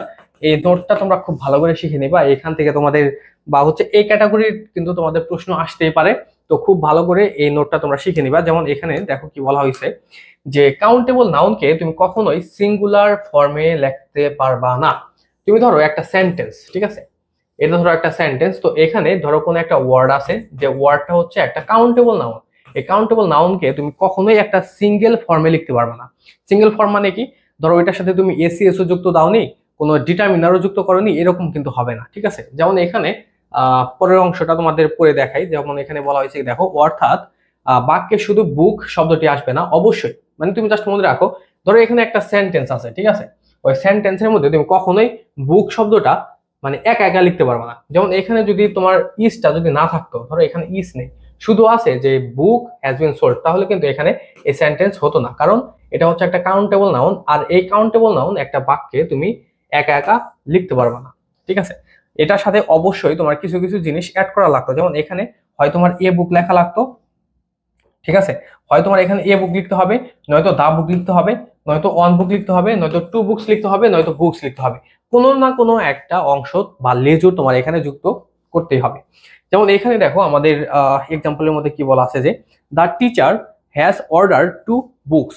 তো এখানে দেখো এই যে দেখো এখানে ডিটারমিনার আছে, তারপর হচ্ছে এসিএসও যুক্ত আছে, তার মানে এটা হচ্ছে রাইট। যদি এখানে এমন হতো যে দ্য টিচার হ্যাজ অর্ডার্ড বুক, যদি এখানে শুধু বুক থাকতো তাহলে কিন্তু এটা হতো না, এটা কিন্তু রং অ্যান্সার হতো। তো এটা হয়তো তোমরা বুঝতে পেরেছো। তো এই নিয়মটা তোমাদের কিন্তু খুব ভালো করে শিখে নিতে হবে।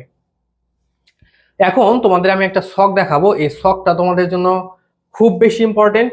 এই ছকটা যদি তুমি বুঝতে পারো তাহলে জাস্ট মনে রাখবা যে এই ছকটা বোঝা মানেই তোমার হচ্ছে কাউন্টেবল নাউন এবং আনকাউন্টেবল নাউনের যে ব্যাপার এটা তোমার কাছে অনেকটাই ক্লিয়ার হয়ে যাবে। ঠিক আছে, যেমন এই ছকটা তুমি দেখো, এই ছকের মধ্যে কি বলা হয়েছে, প্রথমের এই অংশটার ছক হচ্ছে কাউন্টেবল নাউনের এবং ওই ছকটা হচ্ছে একটা আনকাউন্টেবল নাউনের সক। তো এখানে দেখো কি বলা হয়েছে যে কাউন্টেবল নাউন নরমালি হচ্ছে গণনা করা যায়, তাই না? তো এখানে কি কি আছে? বুক আছে, পেন আছে, স্টুডেন্ট আছে। আর যেটা হচ্ছে আনকাউন্টেবল নাউন, এটা হচ্ছে তুমি গণনা করতে পারবা না কিন্তু পরিমাপ করতে পারবা। যেমন এখানে ওয়াটার, তারপরে হচ্ছে অয়েল, সুগার, এগুলা হচ্ছে আনকাউন্টেবল নাউন, ঠিক আছে? এরপরে দেখো এই কাউন্টেবল নাউনের সাথে তুমি এস বা ইএস যুক্ত করতে পারবা, কোনো সমস্যা নেই। এবং এই কাউন্টেবল নাউনকে তুমি সিঙ্গুলার এবং প্লুরাল উভয় ফর্মেই লিখতে পারবা। এটা সিঙ্গুলার ফর্মও হতে পারে, প্লুরাল ফর্মও হতে পারে, দুই ফর্মেই তুমি লিখতে পারবা। যেমন তুমি এখানে যদি বুক লেখো তাহলে রাইট, বুক লিখলেও রাইট। কিন্তু তুমি যদি এখানে ধরো যে তুমি এখানে স্টুডেন্ট লিখছো, স্টুডেন্টস লিখছো, দুইটা রাইট। কিন্তু তুমি যদি এখানে আনকাউন্টেবল নাউনের সাথে এস বা ইএস যুক্ত করো তাহলে কিন্তু এটা হবে না। যেমন এখানে কি বলছে দেখো, আনকাউন্টেবল নাউনের সাথে এসিএস যুক্ত করা যায় না। যেমন এটার সবসময় কি হয়? সিঙ্গুলার ফর্মে হয়। যেমন এখানে দেখো এক্সাম্পলে বলা হয়েছে যে মিউজিক, এটা কিন্তু ঠিক আছে, কিন্তু তুমি যদি মিউজিক দিতা তাহলে কিন্তু এটা ভুল। তারপরে সুগার, এটা ঠিক আছে, কিন্তু তুমি যদি সুগার দিতা এটা কিন্তু ভুল। অয়েল ঠিক আছে, কিন্তু এখানে যদি অয়েলস দিতা তাহলে কিন্তু এটা ভুল, ঠিক আছে?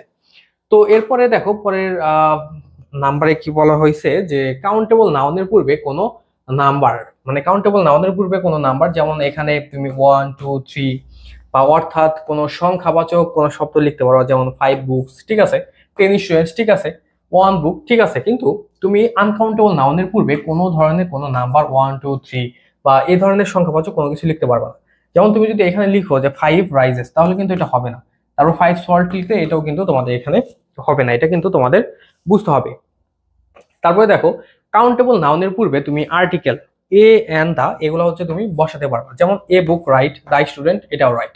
কিন্তু তুমি একটা আনকাউন্টেবল নাউনের পূর্বে ইনডিফিনিট আর্টিকেল এ এন এটা তুমি ইউজ করতে পারবে না, ঠিক আছে? ইনডিফিনিট আর্টিকেল কোনগুলা?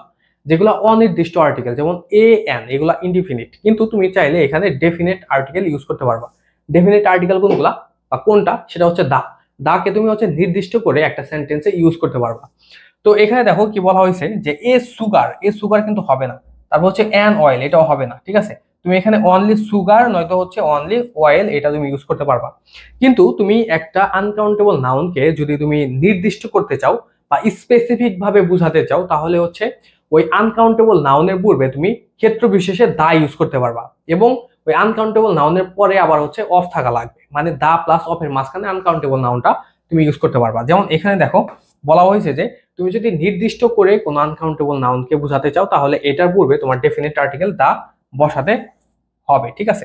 যেমন এখানে দেখো কি বলা হয়েছে যে the water of Mum company is pure. তো এখানে দেখো দা আছে এবং অফ আছে, তো এটার মাঝখানে তুমি যদি একটা আনকাউন্টেবল নাউন দাও তাহলে কিন্তু এটা হবে, ঠিক আছে? যেমন আমি তোমাদের বলি, যেমন হচ্ছে ধরো রাইসের কথা বলি যে the rice of Bashundhara company, Bashundhara brand is মানে বেটার, এরকম হতে পারে আর কি। মানে তুমি যদি ওই আনকাউন্টেবল নাউনকে তুমি যদি দা প্লাস অফ এর মাঝখানে ইউজ করো তাহলে তুমি সেন্টেন্সটা কারেক্ট করতে পারবা। তারপর দেখো এখানে আমাদের মানে কিছু তথ্য দেয়া আছে, যে তথ্যগুলো তোমাদের খুব ইম্পর্টেন্ট। এখানে হচ্ছে আনকাউন্টেবল নাউনের কিছু প্রকার ভেদ দেয়া আছে, যেমন বিভিন্ন দ্রব্য আকারে হচ্ছে আনকাউন্টেবল নাউন থাকতে পারে, যেমন হচ্ছে এখানে মিট, তারপর হচ্ছে ব্রেড, বাটার, সোপ, এখানে প্রত্যেকটাই কিন্তু আনকাউন্টেবল নাউন। প্রত্যেকটাই ভালো করে তোমরা মনে রাখবা, ঠিক আছে? আর এখানে আমি তোমাদের যেগুলো দিয়েছি না, এইগুলো থেকেই নর্মালি তোমাদের প্রশ্ন হওয়ার সম্ভাবনা সবচেয়ে বেশি। তারপরে দেখো নির্মাণ সামগ্রী থাকতে পারে, এটার মধ্যে থাকতে পারে আয়রন, গ্লাস, উড, এগুলো থাকতে পারে। তরল পদার্থের মধ্যে থাকতে পারে অয়েল, টি, মিল্ক, ওয়াটার, এগুলো থাকতে পারে। তারপর হচ্ছে ক্ষুদ্র ক্ষুদ্র অংশ বিশিষ্ট বস্তু, যেমন এখানে থাকতে পারে সুগার, থাকতে পারে পালস, থাকতে পারে স্যান্ড, রাইস, সল্ট, এগুলো হচ্ছে আমাদের এক একটা আনকাউন্টেবল নাউন। আর এখানে যে পালস দেখতে পাচ্ছ, পালস মানে কি বলো তো দেখি? এই পালস মানে হচ্ছে ডাল বোঝায়। তারপরে প্রাকৃতিক পদার্থ বা ন্যাচারাল বিষয় যেগুলা, এটার মধ্যে থাকতে পারে স্ট্রিম, স্মোক, অ্যাশেস, প্রত্যেকটাই মানে ধোয়া টাইপের কোনো কিছু বোঝাচ্ছে আর কি। তারপরে অবস্তুগত বা বিমূর্ত বিষয় যেগুলা, এটার মধ্যে আছে হচ্ছে পিস, ফান, বিউটি, এগুলা হচ্ছে আমাদের এক একটা আনকাউন্টেবল নাউন, ঠিক আছে? হয়তো তোমরা এ পর্যন্ত বুঝতে পেরেছো ভালোভাবেই। তো আমি আবার হচ্ছে 10 সেকেন্ডের জন্য তোমাদের কাছে একটু বিরতি নিচ্ছি, তোমরা সবাই একটু ভালো করে এই অংশটা মুখস্থ করতে থাকো।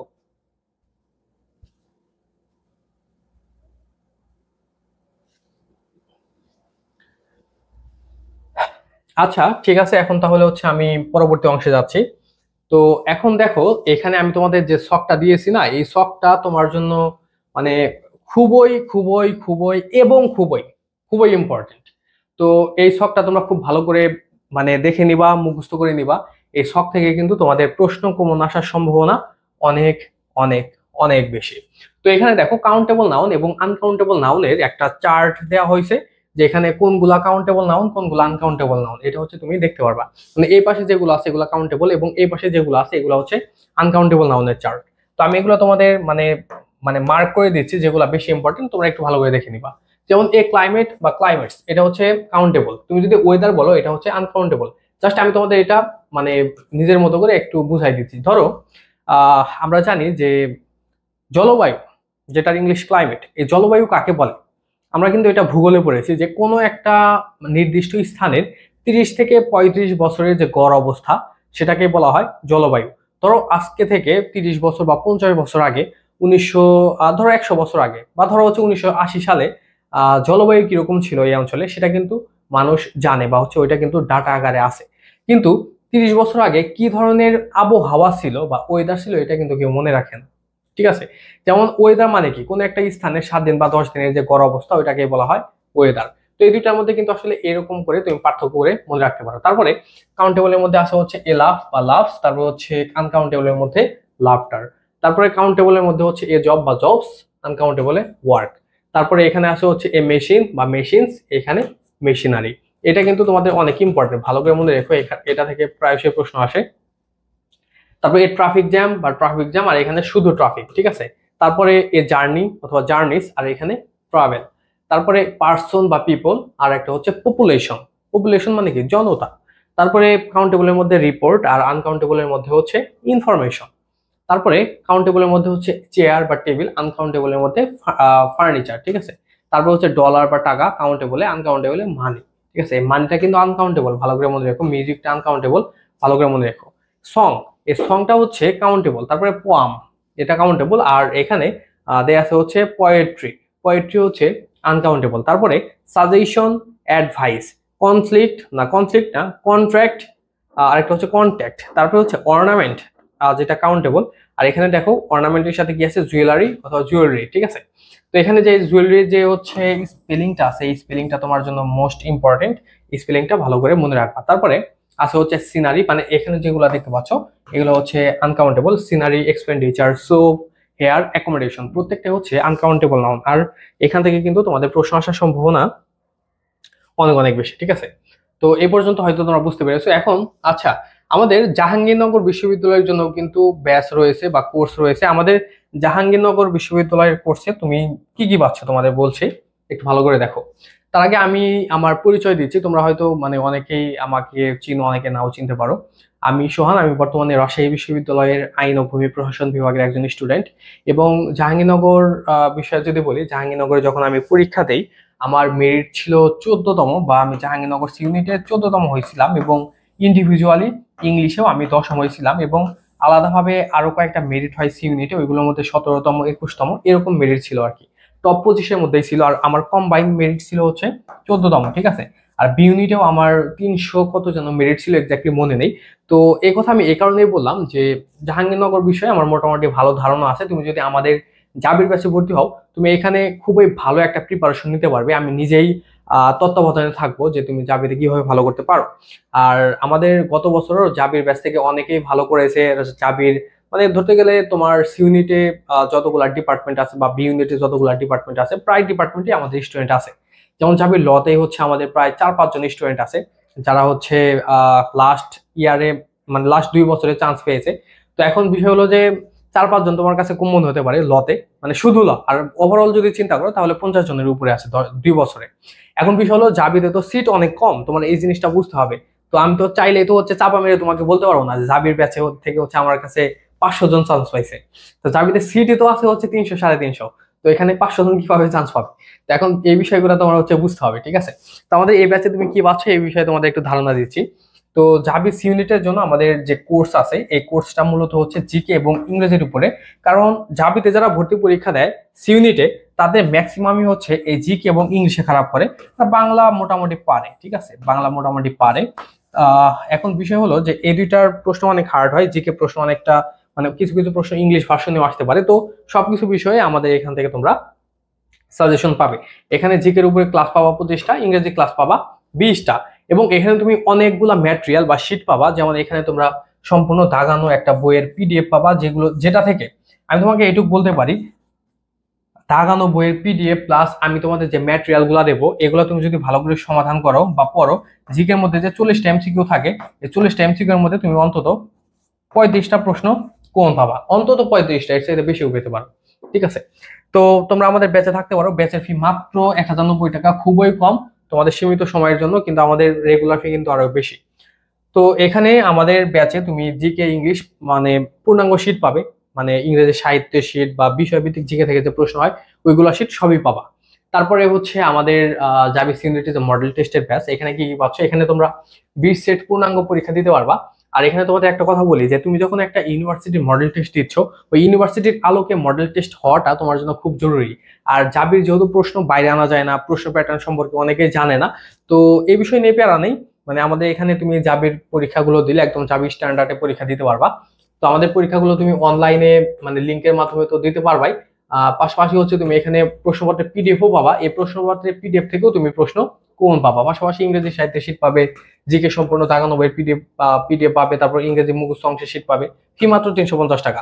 আমাদের জাস্ট মডেল টেস্টের ব্যাচে তুমি অন্তত 15টা শীট পাবে। ঠিক আছে, জাস্ট আমাদের মডেল টেস্টের ব্যাচ থেকে তুমি জিকেতে অন্তত 25 না 30-এর মতো প্রশ্ন কোন পাবে। ঠিক আছে, এখানে জাস্ট ম্যাটেরিয়াল গুলো তোমাদের দিয়ে দেবো, আর কোর্সের মধ্যে তোমাদের জাস্ট পড়াইয়া দেবো। ঠিক আছে, এটা তোমার নিজের দায়িত্ব পড়তে হবে, আর এটা হচ্ছে আমার নিজের দায়িত্ব, আমি তোমাদের পড়াই দিব।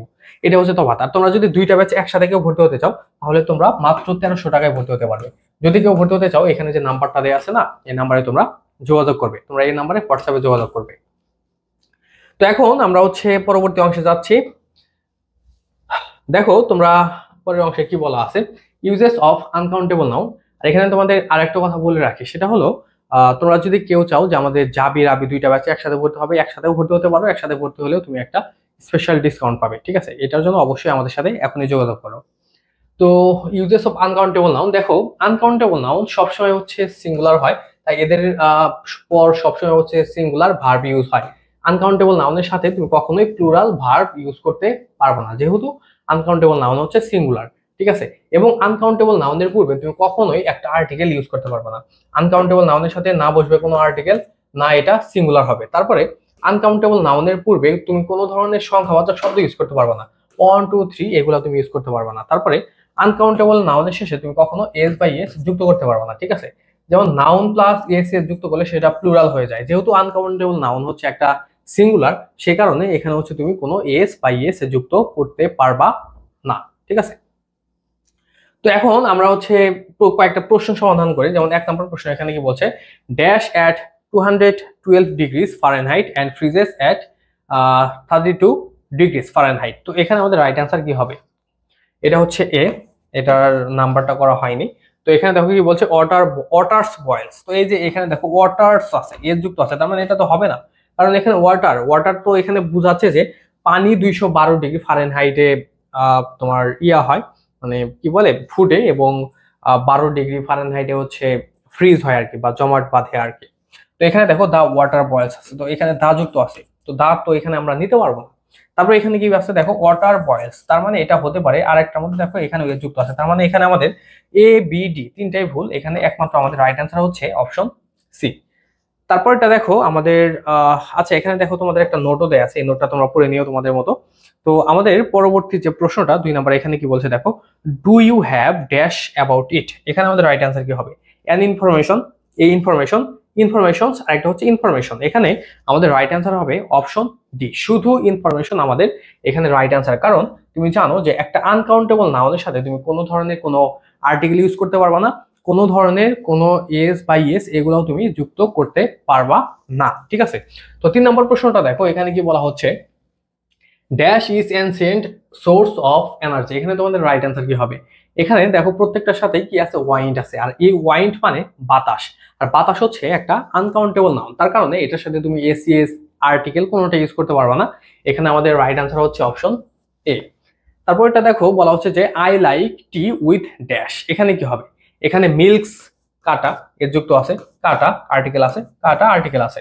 এখানে আমাদের একমাত্র রাইট অ্যান্সার হচ্ছে অনলি মিল্ক, অপশন ডি হচ্ছে এখানে আমাদের রাইট অ্যান্সার।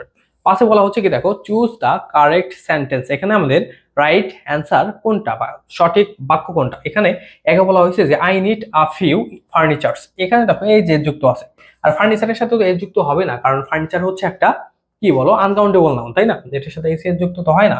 এখানে দেখো ভুল আছে, এর যুক্ত আছে, আবার মেনিউ আছে, দুই জায়গায় ভুল।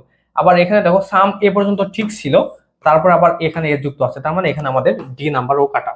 আর সিতে বলা হয়েছে কি দেখো আই নিড সাম ফার্নিচার, এটা হচ্ছে আমাদের রাইট অ্যান্সার, ঠিক আছে, এটা হচ্ছে রাইট অ্যান্সার। এটার সাথে এই যে এসি এর যুক্ত নেই। আর এখানে যে সাম, এটা হচ্ছে একটা মিক্সড ডিটারমিনার, আর তোমাদের আমি বলেছিলাম যে মিক্সড ডিটারমিনার একটা সেন্টেন্সে ইউজ হতে পারে আনকাউন্টেবল নাউনের ক্ষেত্রে। তো এরপরে দেখো আমাদের রুল নাম্বার 7, এখানে কি বলা আছে যে আনকাউন্টেবল নাউনকে তুমি কিভাবে কাউন্টেবল ফর্মে লিখতে পারো।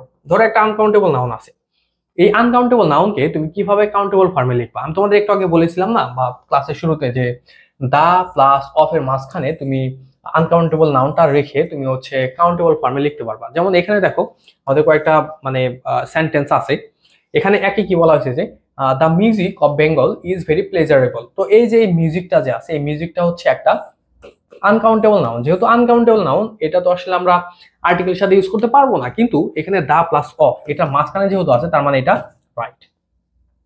তারপরে the poetry of Kazi Nazrul Islam made us inspired, এই যে পোয়েট্রি আছে এটা আনকাউন্টেবল, কিন্তু দা প্লাস অফ এর মাঝখানে আছে, রাইট। তারপরে the well of this zone is not 100% pure, এই যে দেখো দা প্লাস অফ আছে, মাঝখানে ওয়েল আছে, তার মানে রাইট। তারপরে দেখো বলছে কি দ্য সিনারি, আচ্ছা, the science of genetic engineering is created an innovation in agriculture, এই যে এখানে দেখো সায়েন্সটা আনকাউন্টেবল, কিন্তু দা প্লাস অফ এর মাঝখানে আছে, তার মানে রাইট। তারপরে দেখো কি বলছে যে the furniture of Hatil is better than others, তো এখানে দেখো এই যে মাঝখানে যেহেতু আছে, তার মানে এটা রাইট। তারপরে the information of this website is fake, তো ইনফরমেশনটা হচ্ছে আনকাউন্টেবল, কিন্তু দা প্লাস অফ এর মাঝখানে যেহেতু আছে, তার মানে এটা একটা রাইট অ্যান্সার। হয়তো বুঝতে পেরেছো। এখন আমরা পরবর্তী অংশে যাচ্ছি। দেখো এস ইএস যুক্ত করে কিভাবে তুমি ভিন্ন অর্থে একটা আনকাউন্টেবল নাউনকে তুমি ইউজ করতে পারো। নর্মালি আমরা জানি যে ওয়ার্ক মানে হচ্ছে কাজ, কিন্তু তুমি যখন ওয়ার্কের সাথে এস যুক্ত করবা, ওয়ার্কস করবা, তখন সেটা আসলে কাজ বুঝাবে না, বুঝাবে একটা শিল্পকর্ম, ঠিক আছে। তো তোমাদের হচ্ছে এই ক্যাটাগরির প্রশ্ন আসতে পারে, মানে প্রশ্ন তোমাদের মানে কাউন্ট মানে ডিটারমিনারের সাথে আসবে না। ধরো একটা ভোকাবুলারি বেস কোশ্চেন দিছে, তো এখানে হচ্ছে ওয়াটার্স বা ওয়ার্কস দিয়ে দিছে বা ড্যামেজেস দিয়েছে, তো এখানে তোমার বুঝতে হবে যে কোনটার মানে কি। তারপরে ওয়াটার মানে হচ্ছে পানি, কিন্তু ওয়াটার্স মানে পুকুর। ক্রপ মানে হচ্ছে মানে ফসল, আর ক্রপস মানে হচ্ছে গাছপালা। ড্যামেজ মানে ক্ষতি, আর ড্যামেজেস মানে হচ্ছে ক্ষতিপূরণ, ঠিক আছে। তো এখানে আমরা একটু এক্সাম্পল দেখি। এখানে কি বলা হচ্ছে দেখো, the work of Rabindranath Thakur আর ভেরি পপুলার। তো এই যে দেখো ওয়ার্কস যে আছে, এই ওয়ার্কস কিন্তু আমরা এখানে মানে কাজ অর্থে নিচ্ছি না, এখানে বুঝাচ্ছি আমরা সাহিত্যকর্ম অর্থে আর কি, যে রবীন্দ্রনাথ ঠাকুরের যে সাহিত্যকর্মগুলো আছে এগুলা অনেক জনপ্রিয় বা হচ্ছে পপুলার আর কি, এরকম বোঝাচ্ছে। তারপরে দেখো এখানে কি বলছে যে দেয়ার আর 5 ওয়াটার্স ইন আওয়ার ভিলেজ। তো এখানে দেখো এই যে 5 এর কথা বলছে, ওয়াটার্স এর কথা বলছে, এই ওয়াটার্স দ্বারা কিন্তু বোঝাচ্ছে যে আমাদের গ্রামে হচ্ছে 5টা পুকুর আছে, এরকম বোঝাচ্ছে। তারপরে দেখো এখানে কি বলছে যে ড্যামেজেস অথবা damage should be given for the recovery of damage. তো এইখানে আমাদের মানে রাইট অ্যান্সার কি হবে তোমরা একটু বলো তো দেখি। এখানে কি হবে, ড্যামেজ হবে নাকি ড্যামেজেস হবে? আর এখানে কি হবে, এই পাশে কি হবে, ড্যামেজেস নাকি ড্যামেজ, কোনটা রাইট অ্যান্সার হবে? দেখো আমি তোমাদের সহজেই বুঝাই দিই। এখানে তুমি যদি মানে অর্থটা বুঝো তাহলে খুব সহজে অ্যান্সার করতে পারবা। এখানে কি বলছে যে ড্যামেজেস অথবা damage should be given. Should be given মানে কি, দেয়া উচিত, মানে এখানে দেয়া উচিতের কথা বলা হচ্ছে।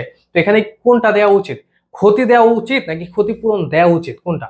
অবশ্যই ক্ষতিপূরণ, তার মানে এখানে আমাদের হবে হচ্ছে ড্যামেজেস। তার মানে এখানে আমাদের কি হবে, damages should be given for the recovery of damage. Recovery of damage মানে ক্ষতি যেটা হয়েছে ওইটা রিকভারি করার জন্য আর কি। হয়তো বুঝতে পেরেছো। এরপরে দেখো আমাদের রুল নাম্বার 9। এই রুল নাম্বার 9 তোমাদের জন্য খুব বেশি ইম্পর্টেন্ট। এই রুল নাম্বার 9টা খুব ভালোভাবে তোমাদের শিখতে হবে। তো এখানে দেখো টাইপ, কাইন্ড, শর্ট এবং কাইন্ডস, টাইপ, শর্টস, মানে এই দুইটার মধ্যে তোমাদের কোনটা মানে কিভাবে ইউজ করবো আর কি। হ্যাঁ, তো এখন বিষয় হলো যে আমি তোমাদের রুলটা একটু পড়ায়ও দেখাচ্ছি। দেখো এখানে কি বলছে যে কাইন্ড, টাইপ, শর্ট, তারপর হচ্ছে অফ, তারপর হচ্ছে তোমার মানে এন্ড দ্বারা বোঝানো হচ্ছে যে তারপরে kind, type, shorts plus kind, type, short, এইগুলোর মানে একটার সাথে এসিএস যুক্ত থাকে। আচ্ছা আমি তোমাদের সহজভাবে বুঝাই দিচ্ছি।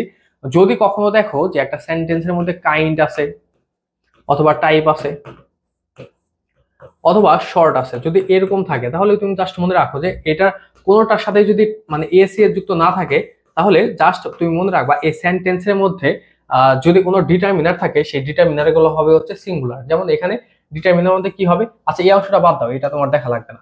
এখানে ডিটারমিনার মধ্যে কি হবে দেখো, এ ওয়ান দিস দ্যাট, মানে এগুলা থাকবে আর কি। ঠিক আছে, যদি দেখো যে এখানে কোনোটার সাথেই এস এর যুক্ত নেই তার মানে প্রত্যেকটাই সিঙ্গুলার। এস এর যুক্ত থাকা না মানে মানে এখানে প্রত্যেকটাই সিঙ্গুলার, তার মানে এখানে তুমি যখন ডিটারমিনারটা ইউজ করবা সেই ডিটারমিনারটাও সিঙ্গুলার নেওয়া লাগবে। এ অ্যান্ড দিস দ্যাট এগুলো নেওয়া লাগবে, এগুলো যেহেতু সিঙ্গুলার। এবং এটার পরে তুমি যখন একটা নাউন নিবা এই নাউনটাও তোমার সিঙ্গুলার হওয়া লাগবে। আর এই সিঙ্গুলার নাউনটা তুমি কাউন্টেবল আনকাউন্টেবল উভয়ই নিতে পারো যেহেতু এটা সিঙ্গুলার। ঠিক আছে, যেমন এখানে কি হতে পারে দেখো, I have this kind type or short of বুক।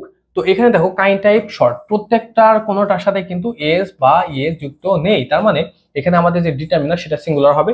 আর এখানে যে আমাদের নাউনটা আছে সেই নাউনটাও প্লুরাল হবে। ঠিক আছে, তারপর এটা দেখো কি বলছে, they need on type kind short of book. দেখো কোনোটার সাথেই এস বা ইএস যুক্ত নেই, আর এই কারণে এখানে আমাদের একটা যে ডিটারমিনার ইউজ হলো এই ডিটারমিনারটা হচ্ছে আমাদের কাউন্টেবল, এবং এখানে যে নাউনটা ইউজ হয়েছে এই নাউনটাও হচ্ছে সিঙ্গুলার।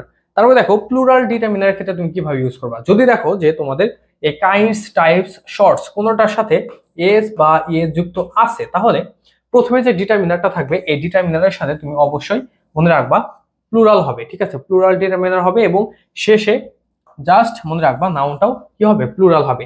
আর এটা অবশ্যই কাউন্টেবল মানে হওয়া লাগবে আর কি, বিষয়টা হচ্ছে এরকম। ঠিক আছে, তো এখন দেখো এখানে আমাদের এক্সাম্পলের মধ্যে কি বলছে, I have this kinds types shorts of books. তো এখানে দেখো প্রত্যেকটার সাথে কিন্তু এস যুক্ত আছে, তার মানে এখানে আমাদের যে ডিটারমিনার এটাও প্লুরাল হবে। আর এখানে দেখো এটা প্লুরাল ডিটারমিনার অলরেডি আছে, আর নাউন যেহেতু প্লুরাল তো নাউনও প্লুরাল দেয়া আছে। আর এখানে পরেরটার মধ্যে দেখো সেম নিয়মে কিন্তু এটা আমাদের ব্যবহৃত হয়েছে।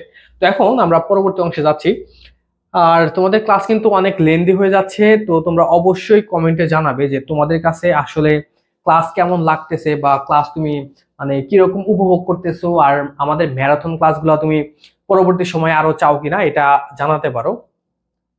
আর আমাদের ব্যাচের কথা যে তোমাদের বলেছি, তোমরা চাইলে কিন্তু আমাদের ব্যাচে থাকতে পারো। আমাদের ব্যাচে হ্যাঁ ভর্তি পরীক্ষার জন্য তুমি one of the best support পাবে আর কি। মানে এখানে তুমি মানে সঠিক গাইডলাইন, সঠিক সাজেশন, সঠিক ক্লাস সবকিছুই পাবে। ঠিক আছে, এখানে তোমাদের মানে একদম দক্ষভাবে গড়ে তোলা হবে। আমি যেরকম ভাবে রাবিতে ল পড়তেছি, জাবিতে এরকম মেরিট করেছিলাম, গুচ্ছে 25তম হয়েছিলাম, তো তোমরাও যেন এরকম ভাবে হচ্ছে মেরিট করতে পারো, সেটাই হচ্ছে আমাদের মেইন থিম। ঠিক আছে, আর এই থিমটাকে সামনে রেখেই কিন্তু তোমাদের পড়ানো হবে এবং আমাদের ব্যাচ কিন্তু ওইভাবেই পরিচালিত হবে। তো তোমরা মানে সেরা একটা ইনভেস্ট করতে যাচ্ছ যারা আমাদের ব্যাচে ভর্তি হবা, তো চাইলে আমাদের সাথে থাকতে পারো। মানে আমাদের সাথে থাকলে তোমার আর কোনো কিছু লাগবে না, মানে কোনো জায়গায় তোমার ক্লাস করা লাগবে না, কোর্স লাগবে না, কোনো কিছু লাগবে না, জাস্ট আমাদের সাথে থাকবা, নিজে নিজে পড়বা, হয়ে যাবে। তো এখন দেখো আমাদের রুল নাম্বার 10, এই রুল নাম্বার 10 এটা হচ্ছে আমাদের খুব বেশি ইম্পর্টেন্ট একটা রুল। তো এখানে দেখো কি বলা হয়েছে যে 100,000 মিলিয়ন বিলিয়ন ট্রিলিয়ন। তো এটাকে আমরা শর্টকাটে বলবো HTMBT।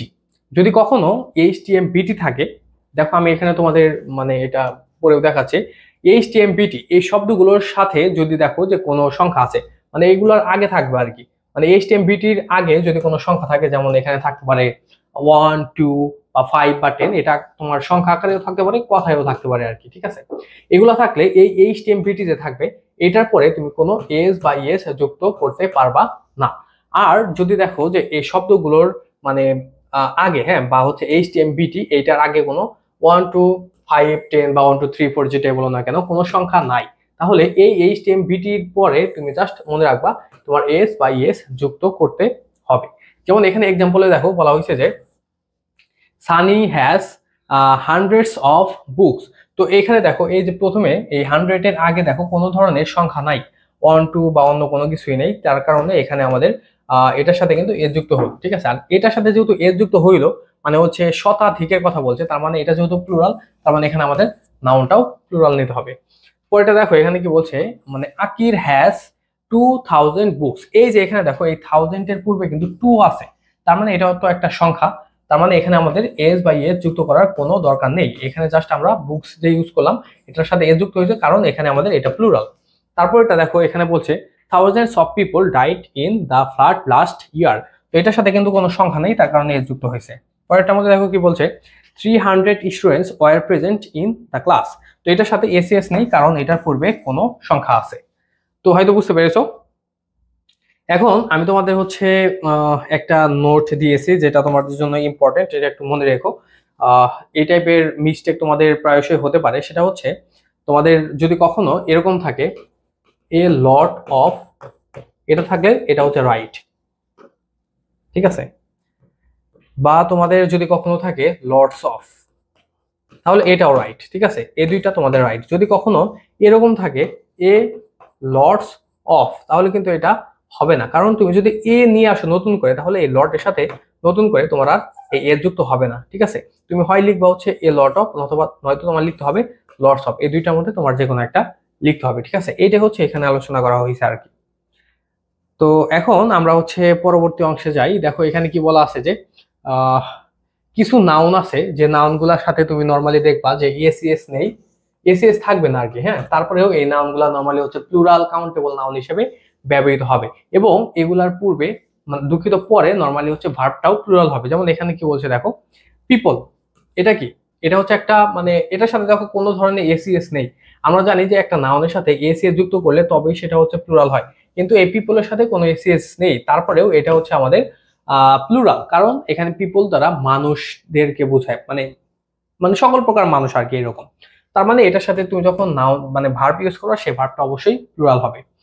তো এগুলোর সাথে কিন্তু এসিএস নেই, তারপরেও এগুলো হচ্ছে প্লুরাল। তারপর দেখো ক্যাটল, তারপর হচ্ছে পুলিশ, অ্যারিস্টোক্রেসি, তারপর হচ্ছে পোল্ট্রি, আর্টিলারি, ভার্মিন, প্রত্যেকটাই নাউন, এবং প্রত্যেকটাই হচ্ছে এক একটা প্লুরাল নাউন, এবং প্রত্যেকটার সাথে কিন্তু এসিএস থাকবে না, মানে কোনোটার সাথেই থাকবে না।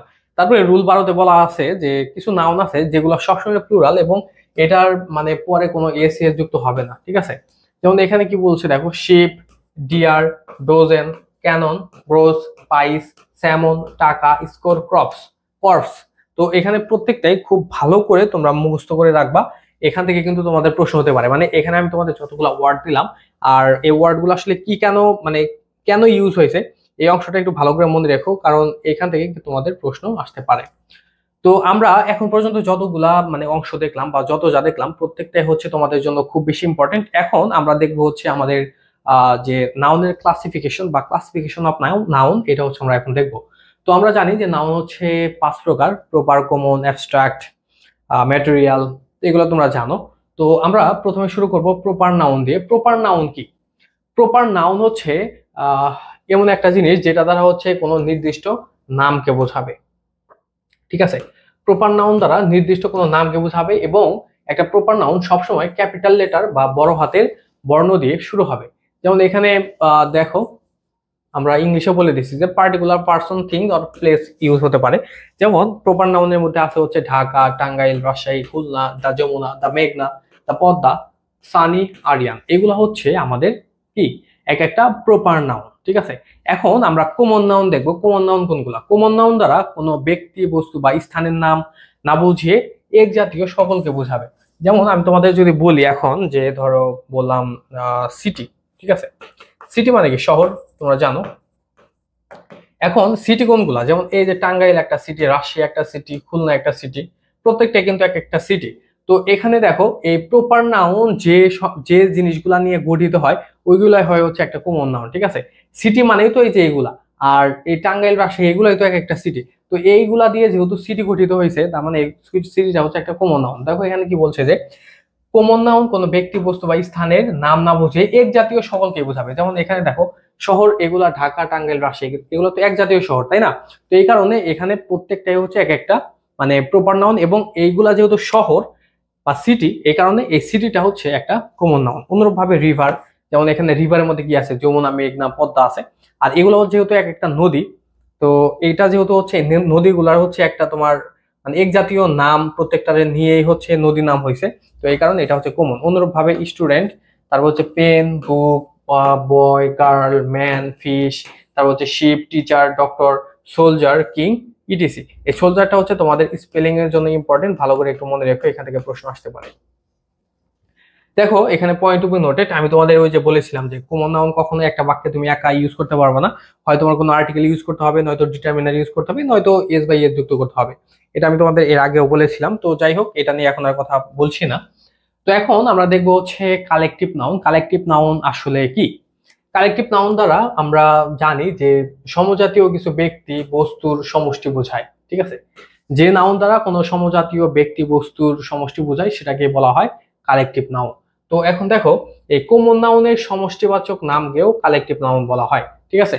আবারও বলছি, কমন নাউনের যে সমষ্টিবাচক নাম ওইটাকেও বলা হয় কালেকটিভ নাউন। যেমন এখানে কি কি আছে দেখো: army, audience, committee, family, flock, jury, parliament, cattle, police, তারপর হচ্ছে হার্ট, তারপর হচ্ছে ক্রাউড। প্রত্যেকটাই হচ্ছে কালেকটিভ নাউন।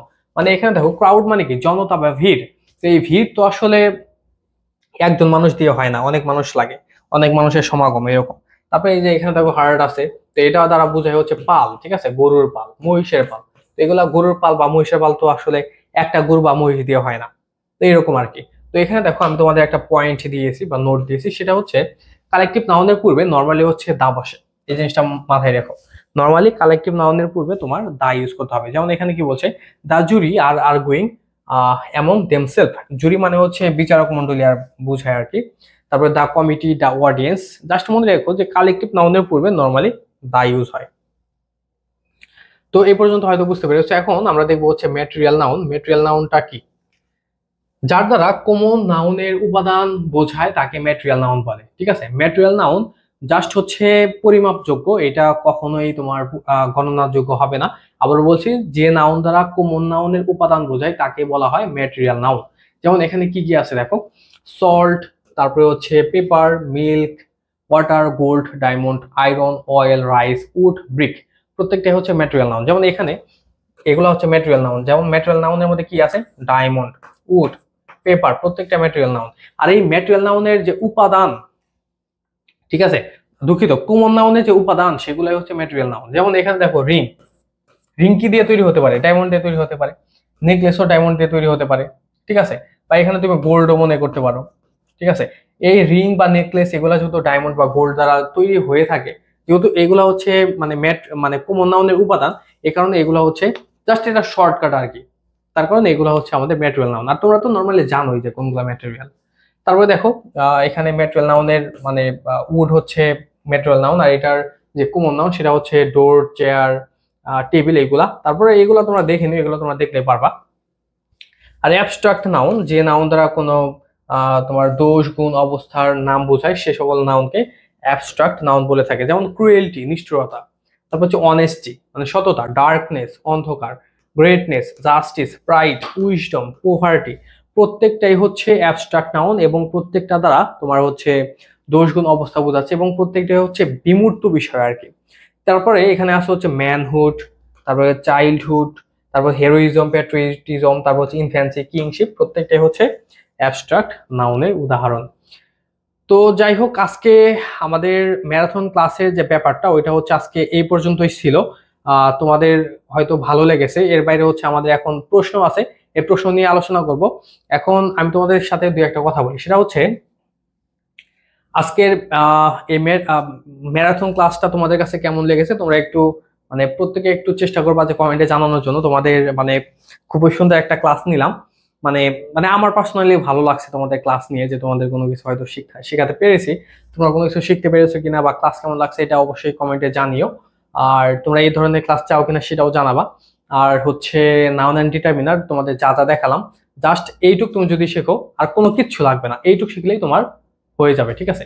আর তোমরা দেখতে পাচ্ছ যে আমাদের লেকচার শিট গুলো কত ইউনিক বা সুন্দর। আমাদের কোর্সের গুলা কিন্তু এর চাইতেও সুন্দর। আমাদের কোর্সে আসলে কিন্তু তোমাদের মানে কি বলবো, মানে সেরা সাপোর্ট পাবা, সেরা, ঠিক আছে? তো আমাদের কোর্সের কথা যে তোমাদের বললাম, তোমরা চাইলে আমাদের কোর্সে অ্যাডমিট হতে পারো। রাজশাহী বিশ্ববিদ্যালয় ইউনিটের যে কোর্স আছে ওইটার ডিটেলসও তোমাদের বলেছি। তারপরে হচ্ছে জাহাঙ্গীরনগর বিশ্ববিদ্যালয়ের সি ইউনিটের যে আমাদের কোর্স আছে, মডেল টেস্ট আছে, ওইটার কথাও বলেছি। যেমন আমাদের কোর্সের ফি হচ্ছে 1090 টাকা, যেটা তোমরা অলরেডি জানো যে কোর্সের ফি হচ্ছে 1090 টাকা। আর যেটা হচ্ছে মডেল টেস্ট, এটার ফি হচ্ছে 350 টাকা। তো তোমরা যদি দুইটা ব্যাচে একসাথে কেউ ভর্তি হও, জাবির ব্যাচে, তাহলে তোমরা 1300 টাকায় ভর্তি হতে পারবে, ঠিক আছে? তো তোমরা কেউ যদি ভর্তি হতে চাও, এখানে যে নাম্বার দেওয়া আছে এই নাম্বারে তোমরা হোয়াটসঅ্যাপে যোগাযোগ করবে, অথবা অ্যাডমিশন মেন্টরস এর পেজ থেকে ভিডিও দেখে থাকলে ওই পেজেও যোগাযোগ করবা। আর রাজশাহী ইউনিভার্সিটির জন্য যেটা, তো এখানে তো তোমাদের বললাম 80টা ক্লাস পাবা। বাংলা, ইংলিশ, জিকের উপরে তোমরা মানে ক্লাস পাবা, যেমন ইংরেজি 30টা, জিকে বাংলা হচ্ছে 25টা করে, আর ফি হচ্ছে মাত্র 1550 টাকা। আর এটার আমাদের যে রাবির মডেল টেস্ট আছে এটার ফি হচ্ছে মাত্র 300 টাকা, ঠিক আছে। তো এখন আমাদের রাবির এই দুইটা ব্যাচে তুমি যদি একসাথে ভর্তি হও তাহলে তুমি ভর্তি হতে পারবে মাত্র 1700 টাকায়, ঠিক আছে। রাবির দুইটা ব্যাচে তুমি যদি একসাথে ভর্তি হও তাহলে তুমি 1700 টাকায় ভর্তি হতে পারবে। আর তোমরা যদি কেউ মনে করো যে তোমরা এই দুইটা ব্যাচেই একসাথে ভর্তি হবে তাহলে তোমাদের জন্য আরেকটু আমি ডিসকাউন্ট করে দিই। যেমন এই দুইটা ব্যাচের একত্রে ফি হচ্ছে 3000 টাকা হয়, মানে ডিসকাউন্ট যদি আমি দুইটার মধ্যে ধরে নেই তারপরেও। তো তোমরা যদি দুইটা ব্যাচে একত্রে কেউ ভর্তি হও তাহলে তোমরা ভর্তি হতে পারবে মাত্র 2800 টাকায়, ঠিক আছে। যদি কেউ ভর্তি হতে চাও তাহলে তোমরা অবশ্যই যোগাযোগ করবে। ভর্তি পরীক্ষার জন্য তোমরা যে মানে সেরা সাপোর্ট পাবে এটা আসলে বলার বাইরে। তো যাই হোক, তোমরা যদি মনে করো কেউ তাহলে অ্যাডমিট হতে পারো। এখন আমাদের হচ্ছে এখানে তোমরা দেখতে পাচ্ছ যে অনেক মানে ইয়া আছে আর কি, কোশ্চেন আছে। তো এই কোশ্চেন গুলা আমি ভাবলাম যে তোমাদের মানে দেখাই দেই। তো আবার ভাবলাম যে না থাক, তোমরা হচ্ছে নিজে নিজে প্র্যাকটিস করো, দেখো তোমরা পারো কিনা। তো এখানে তোমরা একটু দেখবা, এখানে আমি যে কোশ্চেন গুলা তোমাদের দেখালাম এই কোশ্চেন গুলা দেখবা যে নিজে নিজে সমাধান করতে পারো কিনা। তো সবাই ভালো থাকো। আজকে আমাদের ম্যারাথন ক্লাস এই পর্যন্তই ছিল।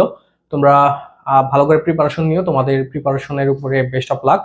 তোমরা তোমাদের স্বপ্নের ইউনিভার্সিটিতে চান্স পাও, স্বপ্নের জায়গায় রিচ করতে পারো, এই প্রত্যাশা রেখে আজকে আমাদের ক্লাস এখানেই শেষ করছি। সবার জন্য শুভকামনা রইল। আসসালামু আলাইকুম, বাই।